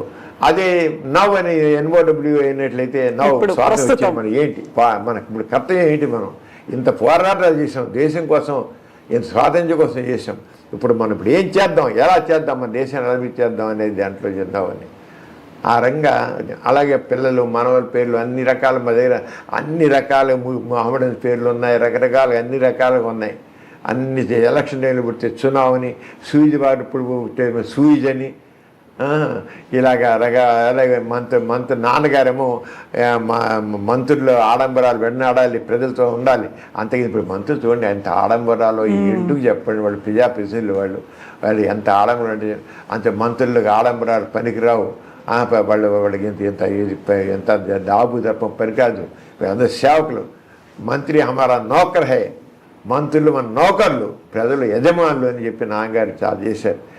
ప్రజలే by the people, for the people, of the people democracy అంటే. కానీ డెమోక్రసీలో ప్రజలేమో సేవకులు అయిపోయారు, మంత్రులందరూ యజమానులే కూర్చున్నారు. రివర్స్ అయిపోయింది ప్రజాస్వామ్యం. అంటే అలా కాదు, మనం అది పని చేయించుకోవాలి, వాళ్ళని ఎత్తిని పెట్టుకోవడం కాదని చెప్పేసి అప్పుడు వజీర్ అని, వజీర్ అంటే ఏమో మంత్రి, నాన్నగారు మంత్రులు మన నౌకర్లు, మా ప్రజలు యజమానులు అనే ఉద్యమం చేశారు. అంటే రకరకాల ఇలా ఎన్ని మొత్తం 80 పేర్లు ఏదో ఒక ఇన్సిడెంట్తో, ఒక అర్థంతో అలా పెట్టారండి. చునావ్ ఎలక్షన్ టైంలో చునావ్ అని ఇలా రకరకాల ప్రతి వాడికి అలాగా రకరకాల పేర్లతో పెట్టడం జరిగింది. అదే ఇప్పటికీ కూడా మీకు లెటర్లు రాసేవాళ్ళు ఉంటారు, పర్సనల్గా వచ్చి మాట్లాడడానికి మొహమాటాలు ఉంటాయి, ఏదో కట్టుబాట్లు ఉంటాయి, వెళ్ళి మాట్లాడితే ఏమనుకుంటారో చుట్టుపక్కల ఉన్నటువంటి జనాలు అనుకుంటారు. ఏ ఏజ్ వాళ్ళు ఎక్కువగా మీకు లెటర్స్ రాస్తూ ఉన్నారు? ఎక్కువ యూతేనండి, ఎక్కువ యూత్ రాస్తారు. వచ్చేవాళ్ళు మాత్రం 40-50 ఏళ్ళు దాటిన వాళ్ళు వస్తారు. వాళ్ళకి ఆల్రెడీ కొంత చేసిన తర్వాత వాళ్ళకి ఇన్నివిటీ డెవలప్ అవుతుంది. అంటే దానికోసం వాళ్ళు మనం ఎందుకు సెక్స్ను కోల్పోతున్నాము అని వాళ్ళకి అనిపిస్తున్నారు, వస్తారు. యూత్ కూడా వస్తున్నారు, ఇప్పుడు ఈ మధ్య యూత్ కూడా బాగానే వస్తున్నారు. ఉత్తరాల మంది ఎక్కువ మంది యూత్ రాస్తారు ఎక్కువ మంది. ఈనాడులో నేను రాసేవాడు మాత్రం, ఈనాడు కానీ స్వాతిలో కానీ రాసిన మొట్టమొదటి రోజుల్లో ఒక రోజుకి 600, 700, 800 ఉత్తరాలు వచ్చాయి. 600 ఆ రోజుకి, వారానికి కాదు, రోజుకి 600, 1000 దాకా వచ్చిన రోజులు. ఆ రోజు తక్కువ ఎప్పుడు లేవు, 500-600 పైన లెటర్స్ ఉండేవి. అంత ఎక్కువగా లెటర్స్ వచ్చి ఇప్పటికీ మీకు తర మెయిల్స్ మాత్రం రోజుకి 200-300 మెయిల్స్ రావడం పెట్టాయి. ఇప్పటికి మెయిల్స్ వస్తున్నాయి, రోజు ఇప్పటికి మెయిల్స్ వస్తున్నాయి. అంటే అది ఉత్తరాలు అనేది విషయం జరగాల. యంగ్ పీపుల్ కూడా బాగా చేస్తారు. లేడీస్ మాత్రం వాడు ఉత్తరాలు వస్తే ఏదైనా ఒక కవర్ వచ్చిందంటే, కవర్ వచ్చి ఇంత లావు ఉందంటే ముందే ఎక్స్పెక్ట్ చేస్తారు లేడీస్ అని చెప్పేయచ్చు. లేడీస్ మాత్రం ఇంకా మనసులో అంతా మొత్తం రాసేస్తారు. నిజంగా వాళ్ళకి అర్థమవుతాం, మన భారతదేశంలో ఆడవాళ్ళకి వాళ్ళ భావాలు చెప్పుకోవడానికి అవకాశం లేదు. ఇప్పుడు తగ్గింది, ఇప్పుడు వచ్చిన స్వేచ్ఛ వచ్చాను. కానీ నేను మొట్టమొదటి నేను 20-30 ఏళ్ల కిందటి, 40-50 ఏళ్ల క్రితం చెప్తున్నాను. అసలు ఉత్తరాది పెద్ద కట్ట వచ్చిన లేడీస్ నుంచే, ఎంత తీసి లేడీ అవుతుంది. ఇక ఎన్ని రకాల మానసికంగా ఆమె కుంగిపోతుంది, చెప్పులు ఒకటి ఎలా ఉంది, ఎంత బాధపడుతుంది, ఎంత మదన పడుతుంది, ఆమె వేదన ఏంటది. ఒక 5 పేరు 10 పేరు ఉత్తరాలు రాయడం, ఎలా చెప్పాలో నాకు తెలియట్లేదు. నాకు how to express my agony. Husband కూడా చెప్పాడు, నా ఇంట్లో కూడా చెప్పాడు, వినేవాళ్ళు లేరు, ఏం లేదు, నేను బాధపడుతున్నాను, నాకు ఇంత ఇదిగా ఉంది అని. ఇప్పటికీ కొన్ని లేడీస్ వస్తారు మాట్లాడితే మాత్రం. మగవాడు సరిగ్గా చెప్పడండి, మగవాడు ఎప్పుడు కూడా తనకు వచ్చిన ప్రాబ్లం చల్లగా వచ్చి ముంచుకుని అంటారు రంగా వచ్చేది స్పష్టంగా చెప్పడం మగవాడు. ఆడవాళ్ళు మాత్రం వచ్చారు స్పష్టంగా, ఎంత క్లియర్ చెప్పాలని స్పష్టంగా చెప్పేస్తారు, ఎక్కడ దాచుకోకుండా. చాలామంది లేడీస్ వాళ్ళ ప్రాబ్లమ్స్ అన్నీ కూడా వాళ్ళు ఒకటి ఏంటంటే, భర్తకి చాలామంది శీకస్కలం అయిపోయి త్వరగా ఒక 6 నిమిషంలో 2 నిమిషంలో వీర్యం పడిపోతుంది. దాంట్లో చడిపోతే పక్కనే పడుకుంటాడు. ఈవిడికి అప్పుడు మూడు వస్తుంది, ఆ మూడు వచ్చి చాలా రెస్ట్లెస్ అయిపోతుంది. రెస్ట్లెస్ అయిపోయి ఇంకా నిద్రపోలేదు, నిద్రపోయి మన్నాడంతా చాలా జల్లుగా తయారవుతుంది. ఏం చేయాలి నాకు తెలియదు అంటుంది. ఇలాగ ఇంత ఇదైపోతాను స్త్రీ అలా ఎక్స్ప్రెస్ చేస్తుంది. ఫోర్ ప్లే అనేది మనకి తెలియదు చాలామంది. ఫోర్ ప్లే అంటే తెలియదు. ఆ ఫోర్ ప్లే చేసే కనీసం ఇద్దరు సమానంగా చేసుకొని పార్టిసిపేట్ చేసి ఒకరికొకరు ప్రేరణ కలిగించి, అప్పుడు ఒకళ్ళు మగవాడు ఒక 5 నిమిషాల్లోనే 2 నిమిషాల్లో వీరి పడిపోయినా షిల్ బి హ్యాపీ. అసలు ఫోర్ ప్లే లేకుండా ఆడికి 3 వస్తుంటుంది, జస్ట్ వీడి వీర్యం పడిపోయి అంతే అయిపోయి ఆడదాని బతుకు జాయిన్. ఎంత చేర్చేవారికి ఎందుకని వాళ్ళలో చేసి ఇంకా వద్దు. అసలు నేను నాలో ఎరోషన్ వద్దు, నేను కామపరంగా నేనేమాత్రం ఉద్యోగం చెందను, నాకు అవసరం లేదు ఈ సెక్స్. ఈ మగాడు చేసి తొమ్మ ముద్దులా పడుకున్నాను, నాకు 3 రావట్లేదు నేను చూస్తాను. ఎక్కడ అమ్మాయి అలా మారడానికి కారణం ఈ మగాడే. ఇలాంటివి చాలా ఎక్కువ చూస్తారు, చాలా ఎక్కువ. లేడీస్ ఎక్కువ ఫిజిలిటీ ఎక్కువ ఉంటుంది. లేకపోతే మగవాడు పట్టించుకోకపోవడం, ఆడదని మనకు పట్టించుకోవడం. ఆమెకు ఒక మనసు ఉంది, ఒక ఆలోచన ఉంటుంది, చేద్దండి తన గురించి ఫ్యామిలీస్లో ఇంకోటి అయిపోయింది. ఇప్పుడు ఎడ్యుకేటెడ్ ఫ్యామిలీస్ బాగా వచ్చినట్టే అడ్జస్ట్మెంట్ ప్రాబ్లం. ఎవరంతా వాళ్ళు అడ్జస్ట్మెంట్ లేదు, సర్దుబాటు లేదు. మాట పడే ప్రసక్తి లేదు. అసలు మాట మగాడు పడదు, ఆడది పడదు, అసలు పడరు మాట. ఒక్క మాట కాదు. ఫ్యామిలీ ఉన్నప్పుడు సర్దుబాటు ధోరణి కాదు. ఆ సర్దుబాటు ధోరణి ఇప్పుడు చాలా తక్కువగా ఉంది. సర్దుబాటు ధోరణి అనేది లేకపోతే కుటుంబం జరగదు. అది అర్థం చేసుకోవాలి. సర్దుబాటు ధోరణి లేదు. ఇక నేనేమంటే అది నేను చెప్తే అంతే. ఒక రకమైన ఫ్రీడమ్ ఉంటే ఫ్రీడమ్, లేకపోతే బానిసత్వం. రెండే రెండు. మధ్యస్థం లేదు. మధ్యస్థం చాలా తక్కువ. రెండే రెండు. స్వేచ్ఛగా నేను ఉంటాను. ఎప్పటి 3 లెక్కలేదు. పిల్లలు ఉన్న పట్టించుకోరు. వాళ్ళు తిరగడం, వాళ్ళు చేయడం, వాళ్ళ హారం ఉంటుంది. అలాగే ఇప్పుడు తీసుకుంటే చాలామంది అమ్మాయిల్లో కొత్తగా మన కొద్ది కాసోబర్ సీట్లు చూసినట్లయితే ఫ్రీ సెక్స్ ఎక్కువైపోయింది. ఆ ప్రాబ్లమ్స్ ఎక్కువ ఉన్నాయి. ప్రెగ్నెన్సీస్ ప్రీ మ్యారేట్లుగానే మ్యారేడ్ ప్రెగ్నెన్సీ రావడం, దానికి యూజ్ చేసుకోవడం, బ్లీడింగ్ ఎక్కువైపోవడం, ఇవన్నీ ఉంటాయి. ఈ రంగా ప్రాబ్లమ్స్ ఉన్నాయి. అంచేత ఈ చేంజింగ్ టైమ్స్లో ఈ రంగా రకరకాలు ఉన్నాయి. దానికి తగ్గట్లుగా మరి మనం సరైన ఎడ్యుకేషన్ ఇవ్వాలి. దానికోసమే నేను ఎలా సమస్యలు తెచ్చిపెట్టుకుంటున్నారు, ఆరోగ్య సమస్యలు తెచ్చిపెట్టుకుంటున్నారు, సోషల్ ప్రాబ్లమ్స్, ఫ్యామిలీ ప్రాబ్లమ్స్ ఉన్నారు. ఏ రంగా జీవితాన్ని ప్లాన్ చేసుకోవాలి. కావాల్సిందే స్త్రీకి స్వేచ్ఛ కావాల్సిందే. స్వేచ్ఛ అనేదాన్ని ఏ రంగా మనం ఈ సమాజం చూస్తుంది, ఏ రంగా ఆ స్వేచ్ఛ అనేది ఏ రంగా మనం కూడా స్వేచ్ఛ ఎలా చేస్తాం. ఒక బాధ్యతగా ప్లాన్డ్గా మాత్రం స్వేచ్ఛని లేకపోతే సమస్యలు తెచ్చిపెట్టుకుంటారు. అంచేత స్త్రీకి స్వేచ్ఛ కావాల్సిందే, స్త్రీకి గౌరవం కావాల్సిందే, అన్నీ కావాల్సిందే. అట్ ది సేమ్ టైం ఒక ఫ్యామిలీ రెస్పాన్సిబిలిటీ అవన్నీ కావాలి. అది మగవాడికి కావాలి, ఆడదానికి ఇద్దరికి కావాలి. ఒక్కళ్ళు నేను చెప్పట్లేదు, ఇద్దరికి కావాలి. ఆ ఫ్యామిలీకి సంబంధించిన ఆలోచన ధోరణి తగ్గిపోయి నేను నేను నేను ఇది చాలా ఇప్పుడు మోడర్న్ ఏజ్లో ఈ నేను అనేది, నేను నా ఇష్టం నేను అనేది అటు ఆడవాళ్ళు ఉంది, మగవాళ్ళు ఉంది. అది చేసి మొత్తం ఫ్యామిలీస్ చాలా ఇబ్బంది పడతాయి. ఇప్పుడు చాలా ఇబ్బందులు, అవే ఇబ్బంది చూస్తాను. ఎక్కువ వచ్చేది నా దానికి వచ్చేది ఇదే మ్యారిటల్ డిస్ప్యూట్స్, నాన్ అడ్జస్ట్మెంట్. సర్దుబాట్లు లేకపోవడం అనేది గొడవలు ఎక్కువ. సర్దుబాట్లు ఉండదు. చదువుకుంది ఎవ్వరి మాట నా మాట నెగ్గాలి తప్ప సర్దుబాటు అనేది లేదు. అది మాత్రం నేర్చుకోవాల్సిందే. ఆడవాళ్ళైనా మగవాళ్ళైనా నేర్చుకోవాల్సిందే. మగవాడు ఈగో, ఆడదాని ఈగో. ఇప్పుడు ఎక్కువ చూస్తుంది నేను గమనిస్తోంది. ఆ ఈగో కాంప్లెక్సెస్ చాలా ఎక్కువ వచ్చాయి. అవి ప్రాబ్లమ్స్ క్రియేట్ చేస్తున్నాయి బాగా. అవి ఫ్యామిలీ ప్రాబ్లమ్స్. తల్లి కూతురికి వెంటనే సపోర్ట్ పెడుతుంది. తండ్రి పాపం పూర్తిలో నోరు మూసుకొని ఉంటాడు. వాడు తెలుసు ఈ సంబంధం చెడిపోతే మళ్ళీ నేను ఇంత కష్టపడి పెళ్లి చేయాలరా, దీనికి నేను ఎక్కడ ఇప్పటికీ తప్పు నన్ను ఎత్తునుందని తండ్రి మోగ వేదన. ఒకవేళ తండ్రి అని చెప్తే చాలే నోరు మూసుకొని ఉండండి, మీరు మీకు అర్థం కావట్లేదు అంటుంది. వెంటనే మా భార్య నోరు మూసేస్తుంది, నోరు. ఇలా ఉంటుంది వ్యవస్థ, కుటుంబ వ్యవస్థ. సో ఇప్పుడు కుటుంబ వ్యవస్థ, పర్సనల్ ఇష్యూస్, ఇవన్నిటితోడు సమాజానికి పట్టినటువంటి కొన్ని రుగ్మతలు ఉన్నాయి. వీటన్నిటి గురించి మీరు ఆల్మోస్ట్ 6 దశాబ్దాలుగా పోరాటాలు చేస్తూనే ఉన్నారు.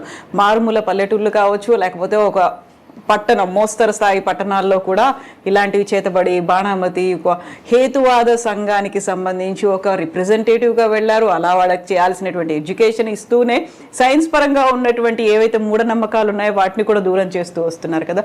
మోస్ట్ ఛాలెంజింగ్గా అనిపించింది ఏంటి మీకు?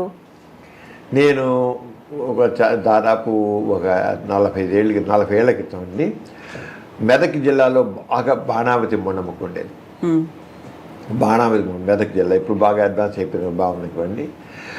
అప్పుడు అరవిందరావు గారిని ఆయన డీజీపీ కూడా చేశారు. అరవిందరావు గారిని ఆయన ఎస్పీగా ఉండేవారు. ఆయన ఉత్తరం రాశారు, డాక్టర్ గారు మాకు నల్లగొండ మెదక్ జిల్లాలో బాణామతి చాలా ఎక్కువ ఉంది. మా పోలీసుల లాఠీలకి ఈ మూఢనమ్మకం లొంగడం లేదు. మీరు వచ్చి ఒక టీమ్గా వచ్చి ఈ మూఢనమ్మకాన్ని తొలితర కృషి చేయాలి అని లెటర్ రాశారు. దానికి ఆయన ఏం చేశారంటే ఎస్పీను, జిల్లా కలెక్టరు, తర్వాత జిల్లా మేజిస్ట్రేటు కలిసి ఒక సంఘంగా ఏర్పరిచి మాకు ఎక్స్టెన్సివ్ టూర్ రన్ చేశారు మెదక్ జిల్లా. మేము ఒక 10 మంది టీం తీసుకుని డాక్టర్ని, సైకాలజిస్టులని, వీళ్ళందరూ రకరకాలుగా టీం మొత్తం తీసుకెళ్ళి సోషల్ వర్కర్స్ని తీసుకుని వెళ్ళాం. వెళితే అసలు ఎంత మూఢనమ్మకం ఉందంటే ఇంత దగ్గర మూఢనమ్మకం అసలు చాలా ఎక్కువ ఉండేది. మేము అందరి వెళ్ళి చెప్తుంటే కొన్ని చోట్ల అయితే జోగిపేట అనే ఒక చోట అయితే అక్కడ చోట అయితే మనిషిని బాణం చేశారని మూఢనమ్మకంతో కట్టేసేసి తోలు ఉల్చారు కూడా కోసేసి. అలాంటి చోట వెళితే మేము బాణం వెళ్ళే చోట వెళితే కొంతమంది అక్కడ అసలు ఈ బాణామతి చేతబడిన మూఢముఖం మీద అనేక మంది భూత వైద్యులు బతుకుతున్నారు. అక్కడ బాణామతి షాపులని మనకి వెళ్తే కిల్లి షాపులు ఎలా ఉంటాయో బాణామతి షాపులో వచ్చి అక్కడ యంత్రాలు, తాయెత్తులు, ఎన్ని కట్టడాలు చేయడాలు పెద్ద బిజినెస్ అయిపోయినాయి. అక్కడ మన కిల్లి షాపులు లాగానే అక్కడ అలాగా బాణామతి షాపులు పేర్లు అన్నమాట. బాణామతి షాపులు అంటే బాణషాపులు యంత్రాలు, తాయెత్తులు బాగుతాడ మంత్రగాలు తాగుతాయి. వెళ్ళాము, చూసాం, అందరూ వచ్చారు, మాట్లాడారు, మనం చేసాం. ఆ జోగిపేట చోట ఏం చేశారంటే మేము చెబుతుంటే కొందరు మంత్రగాళ్ళు కొందరు రెచ్చగొట్టి మా మీద తెలితే మమ్మల్ని చంపబోయారు కొట్టేసి. మేముంది 10 మంది ఒక్కసారి ఒక వెల్లులాగా ఒక కెరటంలాగా జనం మీదకి వచ్చారు. మీదకి వస్తే మాకు పోలీసులు బాగా నష్టం ఉంది కదా, వాళ్ళందరూ చేసి వ్యాన్ ఎక్కించి బయట తీసుకెళ్ళారు అనుకోండి. అలాగే ఒక దేవుని కన్య విలేజ్ వెళితే సజీవంగా 3 దహనం చేశారు, బాణం చేశారు. మేము చూడడానికి వెళ్ళాం మొత్తం. అలాగే కొన్ని ఊళ్ళో పళ్ళు రాళ్ళగొట్టి పళ్ళు పీకేశారు, 4 కట్ చేశారు, ఇలా చేసాం. బాగా ఎక్స్టెన్స్గా తిరిగాక 6 నెలలు పోయాక అరవిందరావు లెటర్ రాశారు. మీరు ఎంత ఎక్స్టెన్స్గా తిరిగి చేసిన తర్వాత ఇదివరకు 80% మంది బాణామతి నమ్మేవాళ్ళు దానివల్ల ఉన్నాయి, ఇప్పుడు అవన్నీ తగ్గిపోయాయి. ఎవడో కొద్దిమంది ఒక 20% మంది పెద్దవాళ్ళు ఏమో చదువులు నిరక్షరాస్యులు వాళ్ళు అంటే వాళ్ళు ఎవరు కొద్దిమంది తప్ప తక్కిన వాళ్ళందరిలోనూ అవేర్నెస్ వచ్చింది. మీ యొక్క అవేర్నెస్ ప్రోగ్రాం వల్ల చాలా బాగా మంచి ఫలితం వచ్చింది అని లెటర్ వేశారు. అలాగే రంగారెడ్డి జిల్లాలో కూడా అక్కడ కూడా మేము తిరిగి చేసాం. అక్కడ కూడా బాణామతి చేసేది 4 కట్ చేసేసి పళ్ళు ఓడగొట్టి చెట్టుకు వేలాడేసి కట్టి ఇవన్నీ చేశారు. ఇవన్నీ తిరిగాం చాలా. అక్కడ కూడా అప్పుడు వెళ్ళినప్పుడు మాత్రం కొద్దిగా బాబు మోహన్ గారు అలాగే మినిస్టర్స్ వచ్చారు, కొంతమంది వీళ్ళందరూ వచ్చారు, పొలిటీషియన్ వచ్చి. ఇంకా మెదక్ జిల్లాలో ఎవరు మాతో కలవలేదు, కానీ ఇక్కడ వచ్చాడు కదా మాత్రం మెదక్ జిల్లాలో చేశారు కల్లా రంగారెడ్డి జిల్లా వచ్చాడు మాత్రం మినిస్టర్స్ వాళ్ళందరూ ఇబ్రహీంపట్నం అక్కడికి అన్ని చోట్లకి వచ్చారు. వచ్చి మాతో కలిసి వాళ్ళు కూడా మీటింగ్లో పార్టిసిపేట్ చేసి ఇవన్నీ చేశారు. ఆ రంగా చాలా ఉద్యమంలాగా ఒక పెద్ద ఉద్యమంలో చేసి పెద్ద మార్పు తీసుకొచ్చాం. బాగా అంటే మనం కమిటెడ్గా చేస్తే మాత్రం అవుతుందని. చిన్న చిన్న దెయ్యాలు ఉన్నాయి, భూతాలు ఉన్నాయి, దెయ్యం పట్టిపోయినాయి, ఇవన్నీ మామూలు ఉంటే అవన్నీ చేస్తుంటారు చిన్న ఇండివిజువల్గా. ఒక సమాజ పరంగా మొత్తాన్ని కూడా చోట అలాగే మేము జోగి దురాచారం ఉండేది మహబూబ్నగర్లో ఎక్కువ నిజామాబాదు అక్కడ ఎక్కువ ఉండేది. అక్కడ జోగి దురాచారం అక్కడ కూడా మా అన్నయ్య గారు లవణం గారు, మా వదిలి గారు హేమలత లవణం గారు మొట్టమొదటి ఇంటింటికి తిరిగి సర్వే చేసాం. వాళ్ళకి ఎంతమంది దాదాపు 2000 మంది పైగా జోగి వాళ్ళ ఇళ్ళలోకి వెళ్ళి వాళ్ళు ఎలాంటి వాళ్ళు అంటే ఆ మూఢనమ్మకం. చిన్న పిల్లలు పాపం 7 ఏళ్ళ పిల్లలు 5 ఏళ్ళ పిల్లల్ని ఆ ఊరు ఎల్లమ్మకి ఎవరికి చేసేసి ఇంకా పెళ్లి చేసి ఊరు ఇంకా ఎవరి శవాలు చనిపోతే శవాలకు డ్యాన్సులు చేయడాలు ఇలా చేయడాలు అలాగే ఉండేది. మన వాళ్ళందరూ చాలా సంస్కరణ చేసాం. చాలా మార్పు వచ్చింది, రంగా చాలా మార్పు వచ్చింది.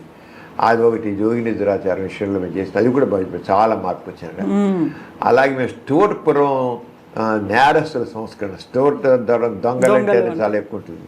ఇక్కడ ప్రకాశం జిల్లాలో ఉంది.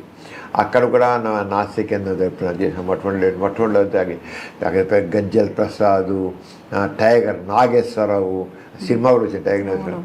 అలాంటి వాళ్ళందరూ అప్పుడు మాట్లాడే వాళ్ళందరూ చాలా మారిపోయారు. వాళ్ళందరూ చాలా మారిపోయారు. ఎన్నో సంస్కరణ పనులు తీసుకుని మీరు మనుషులే, మీరు కూడా గౌరవంగా బతకొచ్చు మీకు అని చెప్పి అక్కడ అందరికీ వాళ్ళకు గౌరవంగా బతకడం అనేది తెలియదు వాళ్ళకి. అది కాకుండా విచిత్రం ఏంటి, ఇక్కడ స్టోర్పురంలో ఎక్కడ ఒక జాతి ఎరుకల జాతిని, ఒక ఏరియాలో ఉన్న ఎరుకల జాతిని అందరినీ నేరస్తుల జాతి అని పేరు పెట్టాయి. ఒక జాతి మొత్తం నేరస్తుల జాతి. అరే ఊరంతా ఆ సమూహాన్ని మొత్తాన్ని నేరస్తుల జాతి. ఎక్కడ అటు నేరస్తుల జాతి అని ఉంటుందా? కులం, నేరస్తుల కులం ఉంది. అసలు మన సామాజిక వ్యవస్థలో ఎలా ఉంటుంది చూడండి చెప్పేది. నేరస్తుల జాతి అక్కడ మా నాన్నగారు, మా అన్నయ్య, వదిన మఠంలో కూడా వెళ్ళాను. అది చూసే వాళ్ళందరికీ చివరికి వ్యవసాయం చేయడం చేసి అన్ని రకాలు చేసి చదివించి అన్ని రకాలు చేసి మార్పు చాలా. ఇప్పుడు ఎవరు లేరట. ఇప్పుడు ఆ యూనివర్సిటీ అక్కడి నుంచి వచ్చిన ఆవిడే అక్కడ యూనివర్సిటీగా అన్నమయ్య యూనివర్సిటీ దాని యూనివర్సిటీకి వైస్ ఛాన్సలర్గా ఉన్నారు. ఆవిడ వైస్ ఛాన్సలర్ అండి. ఆ స్టోర్ నుంచి వచ్చినాడు బ్యాక్గ్రౌండ్ అంటే ఒకటి స్టోర్పురంలో ఉన్న వాళ్ళందరూ నేరస్తులు కాదు, అది గుర్తించాలి. కొద్దిమందే నేరస్తులు. కానీ ప్రభుత్వం ఏం చేసిందంటే వాళ్ళందరూ నేరస్తుల జాతి అని పెట్టింది. చాలా తప్పది. ఆ ఊరంతా నేరస్తుల జాతి ఏంటి అసలు అర్థం లేకుండా చేసి దాంతో వీళ్ళు మెజార్టీ ఆల్మోస్ట్ అయిపోయింది. అంచేది ఇవన్నీ సమాజంలో మనం చూసే దృక్పథంలో అంటే మార్పు ఎలా చేస్తాం, సంస్కరణ అలాంటిది కావాలి. మనం అంతే ఒక్క వ్యక్తితో మనం మొత్తాన్ని ఇప్పుడు బాబాలు ఉన్నాకోండి, బాబాలు చాలామంది కొంతమంది ఆధ్యాత్మికం చెప్పడం వేరే విషయం. కొంతమంది ఆధ్యాత్మికం కాకుండా బీబులు సృష్టించి ఉంగరా సృష్టించి అని గాడీలు చెట్టుకులు చేసి మహత్యాలు ఉంటారు. అసలు ఈ మహత్యాలు అనేవి లేవు. సంథింగ్ ఫ్రమ్ నథింగ్, శూన్యం నుంచి ఏమీ రాదు అనేది మనం ఎడ్యుకేట్ చేయాలి. చేయకుండా ఎవరో కొంత దైవశక్తులు ఉన్నాయి, మహత్యాలు ఉన్నాయని చెప్తుంటే ఇంకా అలాగే బాబాలు, స్వామీజీలు జనాలు బుడి కొట్టిస్తున్నారు. ఇవన్నీ మేము చాలా ఎక్కువ చేసాం. ఇంత కాదు, ఎన్ని చోట్ల వెళ్ళి అలా తిరిగి ఈ బాబాలు, స్వామీజీలు అందరినీ చాలా ఎక్స్పోజ్ చేసాం. అవి చాలా ఎక్కువ చేశాను. ఒక పక్క డాక్టర్గా, రెండో పక్క సోషల్గా ఇష్యూస్ తీసుకుని చేయడం అది చేశాను. కానీ మన ఆలోచన ధోరణిలో మార్పు రావాలి. అందుకని క్రిటికల్ థింకింగ్ అని చెప్పాను. అందుకే మన ఎడ్యుకేషన్లో ఆ క్రిటికల్ థింకింగ్ అనేది చేయడం మనిషిని ఫ్రీగా ఆలోచన సోషల్ అవుట్లోకి తీసుకోవాలి. చదువులో సామాజిక సమస్యలు ఏమున్నాయి, ఎటువంటి సామాజిక సమస్యలు ఉన్నాయి, ఈ దారిద్ర్యం అంటే ఎందుకుంది, ఈ అసమానతలు ఎందుకున్నాయి, అది మాకు తెలియాలండి. ఎందుకు నేను ఒక్కడిని ఇప్పుడు ఏంటి ప్రతి ఒక్కరు నేను నా కంఫర్ట్ నా సుఖం చూస్తున్నారు. కానీ నాతో పాటు సమాజం అంతా బాగుంటే నేను కూడా బాగుంటాను. ఒక్కడితే లాభం లేదు. ఒక పెద్ద ఇల్లు తాజ్మహల్ లాంటి ఇల్లు కట్టుకుంటాడు వాడు, పక్కన పూరుగుడిసి ఉన్నాయనుకోండి, ఆ పూరుగుడిసి తగలడితే ఈ తాజ్మహల్ లాంటి బిల్డింగ్ కూడా కాలిపోతుంది, బుగ్గవుతుంది. అది అంచేత సమాజంలో నేను ఒక్కనే డెవలప్ అవ్వను, పక్కవాడు కూడా బాగుపడాలి. ఆ దృక్పథాన్ని మనం పెంచుకోవాలి. ఆ సామాజిక దృక్పథాన్ని కలిగించడం అది మన ఎడ్యుకేషన్ కావాలి.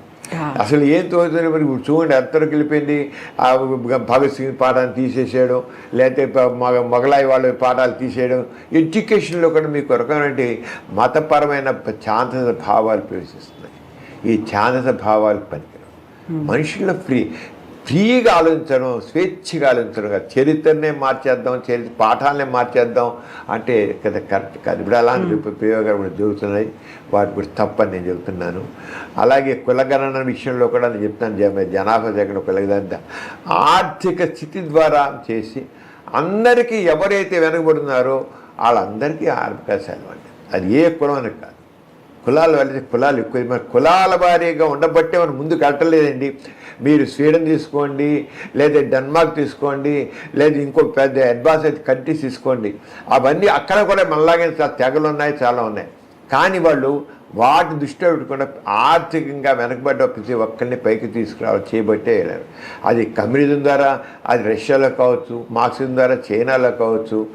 అవన్నీ కూడా ఆర్థిక పైగా కమ్యూనిజం మా చైనా కానీ రష్యా కానీ ఎందుకు పైకి వెళ్ళాయి, ఎందుకు అభివృద్ధి చెందే, డెన్మార్క్ కానీ స్వీడన్ కానీ ఇంకోటి కానీ ఎందుకు బాగా అభివృద్ధి చెందే అంటే వాళ్ళల్లో కులాల బేస్డ్గా ఒక అభివృద్ధిని చూడలేదు, ఆర్థికంగా ఉన్నది చూసి. అంటే వాళ్ళు బాగా అగ్రదేశాలు బాగా డెవలప్డ్ కంట్రీస్ అయిపోయి మనం ఇంకా అండర్ డెవలప్డ్గానే ఉంటాం. డెవలపింగ్గా ఉన్నాం. మనం అండర్ డెవలప్డ్ కానీ డెవలపింగ్గా ఉన్నాం. అంతే మన భారతదేశం ముందు వెళ్ళాలంటే మన అన్ని రంగాల్లో కూడా మనకి దాదంతా ఎక్కడ కావాలి, ఎడ్యుకేషన్లోనే ఆ మార్పు రావాలి. ఆ రంగం మన విద్యా విధానం ఉండాలి. ఉంటే మనం మీరుగా నేను కానీ అలా ఆలోచిస్తాం. ఈ మధ్య కాలంలో ఇంకొక ట్రెండ్ అనేది కనిపిస్తుంది. ఎక్కువగా వివాహేతర సంబంధాలు అనుకుంటే వాళ్ళు చచ్చిపోవడమో లేకుంటే చంపేయడమో అవుతుంది, పిల్లలు మాత్రం అనాథలుగా మిగిలిపోతున్నారు. అది ఆడవాళ్ళకి అవుతుందా, లేకుంటే భర్తలు భార్యలను చంపుతున్నారు, భార్యలు భర్తల్ని చంపుతున్నారు? ఈ ట్రెండ్ అనేది ఈ మధ్యన ఎందుకని ఎక్కువ కనిపిస్తుంది అనుకుంటున్నారు? పేపర్లు చూసే ప్రకారం ఇది మాత్రం ఆడవాళ్లే వాళ్ళు వివాహేతర సంబంధం పెట్టుకుని మూగుని చంపించేస్తున్నారు. ఎక్కువ జరిగేది అది చాలా తప్పు, చాలా తప్పది అది. కానీ వాళ్ళు విడాకులు ఇచ్చేయండి, ఏముంది, విడాకులు తేలిక చేసేయండి, చాలా ఈజీ చేసింది విడాకుల్ని. మీ ఇద్దరు మాకిద్దరు నచ్చలేదు అంటే ఒక అంటే ఒక 6 నెలలు టైం కలిసి ఉన్నామని చెప్పి కోర్టులు ఏం చేస్తారు, ఫ్యామిలీ కోర్టులు ఏం చేస్తారంటే ఒక కేసు వేస్తే ఏదైనా చేస్తే కోర్టు వెంటనే ఇవ్వదు, వెంటనే కేసు మీరిద్దరూ కాస్త కొద్ది కౌన్సిలింగ్ చేయించుకోండి, కౌన్సిలింగ్ అంటారు. కౌన్సిలింగ్ చేయించుకోవడం వేరే విషయం. ఒక 6 నెలలు ట్రై చేయండి అంటారు. 6 నెలలు కూడా వాళ్ళు కలిసి ఉండరు అనుకోండి, వీరిద్దరి మధ్య వాళ్ళు ఉండ సఖ్యత లేదు కనుక విడాకులు ఇచ్చేస్తున్నాను, ఇప్పించేదని అంటారు వాళ్ళు, అంతే. ఆరంగానే ఇక్కడ కూడా వివాహేతర లైంగిక సంబంధం పెట్టినోళ్ళు వాళ్ళు ఇంకొకరికి చెప్పలేకపోతారు. మొగుడుండి పిల్లలుండి లేడీసే చంపేసేస్తారు, ప్రియుడును ఈడ కలిసి భర్తను చంపించేస్తున్నారు. ఇది ఎందుకు అంటే మరీ ఎక్కువ లేవులేండి, తప్పేను. మనం ఎక్కువ అంటే పేపర్లో 2-3 రోజులు కూడా కనబడుతున్నాయి కానీ కొనుక్కుంటున్నాము, అంతేగాని ఎక్కువ ఏమంటే అది ఎక్కువ అనడానికి వీలు లేదు. కోటాను కోటి జనాభాలో ఒక 5-6 కేసులు 10 కేసులు ఉంటే అది మాత్రాన కామన్ ఆలోచన దాన్ని కామన్ చేయలేం కదా, జనరేట్ చేయలేం, వాటిని జనరేట్ చేయలేం. కానీ మనకి ఆలోచన చేసే కౌన్సిలింగ్ ఎక్కువ కావాలేమో అని అనిపిస్తుంది. కౌన్సిలింగ్ ద్వారా చేసుకుంటే బాగుంటుంది నేను. కానీ వాళ్ళకి ఇక్కడ సెక్స్ ఈజ్ బ్లైండ్ అంటాం. ఆ sex is blind, love is blind అని అంటాం. Love is sex is blind కాదు, లవ్ ఈజ్ బ్లైండ్ అంటాం. ఆ ప్రేమించిన ప్రియుడు కోసం అని ఇక దేనిగా తెగిస్తున్నారు. అది చాలా తప్పు, అది మా తప్పు. అది అంటే మనిషిలో వివేకం లేకుండా పోతుంది, వివేకం లేకుండా పోతుంది. కావాలంటే నేను అయితే ఉండలేకపోతున్నాను. మీకు ఇలాంటి ఫారిన్ కండిషన్ కనబడవు, మీకు ఎక్కువ మనకే కనబడుతుంది. అక్కడైతే నేను నీతో అడ్జస్ట్ కాలేకపోతున్నాను, డైవర్స్ చేసుకుంటాను. ఓకే, నాతో అడ్జస్ట్ కాలేకపోతున్నాను, డైవర్స్ తీసేసుకుంటాను. ఆ రకంగా ఈజీ చేశారు మనకు కూడా. ఈజీ చేసి పిల్లలు ఏం చేయాలంటే గవర్నమెంట్ వాళ్ళ సెక్యూరిటీ కల్పించాలి పిల్లలకి. ఇప్పుడు మీరు జర్మనీ కానీ ఇంకో కానీ చోట తీసుకుని తక్కిన కంట్రీ ఎక్కడ తీసుకుంటే ఏం చేస్తారంటే భార్యాభర్తలు విడిపోతే పిల్లల్ని గవర్నమెంట్ తీసుకుంటుంది రెస్పాన్సిబిలిటీ, తీసివాడు చదువు కానీ అంతా గవర్నమెంట్. ఆ రంగంలో మన భారతదేశంలో అలా వచ్చేసినట్టయితే ఇలాంటి హత్యలు ఉండవని అనుకుంటున్నాను. అంచేత గవర్నమెంట్ కానీ సైకాలజిస్టులు, గవర్నమెంట్లు, సోషల్ వర్కర్స్ అందరు కలిసి ఎలా దీనికి పరిష్కారం, నేరం చేశారు కనుక శిక్ష విధించడం పరిష్కారం కాదు, శిక్ష ఇప్పుడు సమస్య పరిష్కారం కాదు. దాన్ని ఏ రంగా మనం దాన్ని చేస్తాము అనేది చూడాలి. రీజన్స్ ఏమై ఉంటాయి అనుకుంటున్నారు మీరు? ఎందుకని అలా ఇంట్రెస్ట్ చూపిస్తున్నారా, లేకుంటే ఎందుకని పెరుగుతున్నాయంటారు? ఏం పిచ్చింగ్ లేదు, వ్యామోహం అంతే. వ్యామోహం అనేది అసలు చేస్తున్నా ఆ ప్రియుడి మీద వ్యామోహం ఈ తెగింపు చేస్తుంది. ఇప్పుడు ఎంత వ్యామోహం, మనిషికి తెగింపు వచ్చేస్తున్నారు. వ్యామోహం అంతే, ఆ మొగుడు ప్రియుడి మీద వ్యామోహం, దానివల్ల చేస్తాను. అంతకనికి నేను ఉందనుకోండి, మరి సైకాట్రిస్టులు ఏం చెప్తారో చూడాలి. కానీ అది ఒక రకం మెంటల్ డిసీజ్ అని అనుకోవాలి, మెంటల్ డిసీజ్ అనుకోవాల్సిందే. ఆ మెంటల్ ఎమోషనల్గా చేసేవాళ్ళు నిజంగా ఆలోచించి చేయలేరండి. వాళ్ళు భర్తని అంతకాలం కాపురం చేసి పిల్లలు పుట్టినామే చేస్తుందా, అది అంటే ఒక రకమైన సూసైడ్ చేసిన వాళ్ళు ఉన్నారు. సూసైడ్ వాళ్ళు ఒక్క నిమిషం ఆలోచిస్తే సూసైడ్ చేసుకోరు. వాళ్ళు ఒక్క నిమిషం ఆలోచన అలా వెళ్ళిపోయాడు కలగా ఒకటే ఆ ప్రాసెస్ ఆలోచన జరుగుతుంటుంది సూసైడ్. వాడు అలా కదా బ్రేక్ చేశారు అనుకోండి దాన్ని. అందుకే సూసైడ్ చేసిన వాళ్ళు ఎవరితో మాట్లాడతారు అనుకోండి, ఫ్రెండ్స్ ఒక్కసారి జస్ట్ వాళ్ళ ఫ్రెండ్కి ఫోన్ చేశారు అనుకోండి, వాళ్ళు మాట్లాడి చేసుకోరు, వాళ్ళు చేయరు. వాళ్ళు అలా థాట్ ప్రాసెస్ అలా వెళుతుంది, దాన్ని సూసైడ్ చేసుకుంటారు వాళ్ళు. అంచేత మీకు షేర్ చేసుకోవడం అనేది కావాలి ఎప్పుడు కూడా. ఇతరులతో షేర్ చేసుకోవడం అనేది మనకేమైనా బాధ ఉంటే చేసుకోవాలి. ఆ బాధని షేర్ చేసుకోవడం అనేది మనకేంటంటే ఆ క్లోజ్ ఫ్రెండ్స్ అనేవాళ్ళు ఉండట్లేదు. ఇప్పుడు జరిగిందంటే క్లోజ్ ఫ్రెండ్ ఉంటుందా, క్లోజ్ ఫ్రెండ్ సాధారణంగా ఇదివరకు ఉండేవాళ్ళు. ఇప్పుడు క్లోజ్ ఏదైనా క్లోజ్ ఫ్రెండ్ వాడు ఎంత ఫ్రెండ్ కదా అని చెబితే వాడు దాన్ని Exploit చేస్తున్నారు. చేసేసి సోషల్ మీడియాలో పెట్టిపారు. అది ఒక పెద్ద డ్రాప్. సోషల్ మీడియా దాంట్లో ఏంటంటే వాళ్ళు అన్ని సోషల్ మీడియాలో పెట్టేస్తున్నారు. దీంతో వీళ్ళకి ఇది అయిపోతుంది. అదే ఫ్రెండ్ అన్న వాళ్ళు ఎప్పుడు friend in need, friend indeed అంటాం. Friend in need, friend indeed అని. అంచేత ఆ రకంగా సరే క్లోజ్ ఫ్రెండ్స్ ఉంటే మాత్రం షేర్ చేసుకునేటప్పుడు వాడు సమాధానం చెప్తాడు. వాడు సంపమని చెప్పడు కదా, లేరు వాళ్ళకి. ఆ రకంగా మనుషులు లేరు. ఆ మనిషి అంచేత మనిషి ప్రతి ఒక్క వ్యక్తికి ఒక క్లోజ్ ఫ్రెండ్ మొత్తం ఉండాలి. ఆడవాళ్ళైనా మగవాళ్ళైనా సరే చేసుకోవాలంతే. తప్పకుండా నాకు కావాలి అని పెట్టేవాడు ఒక ఫ్రెండ్, క్లోజ్ ఫ్రెండ్. ఆడవాళ్ళు లేడీస్ వాడు లేడీ ఫ్రెండ్, మగవాడు ఒక మగవాడు ఫ్రెండ్, అన్ని వాడు మాట వాడు అంతా ఇక ఏం బయట చెప్పకూడదు. వాడు ప్రాణం వాడే ప్రాణంగా ఉండాలి. అలా ఉన్నప్పుడు మాత్రం జరగవు. నా ఉద్దేశం అది ఏంటి సొల్యూషన్ అది అనుకున్నాను.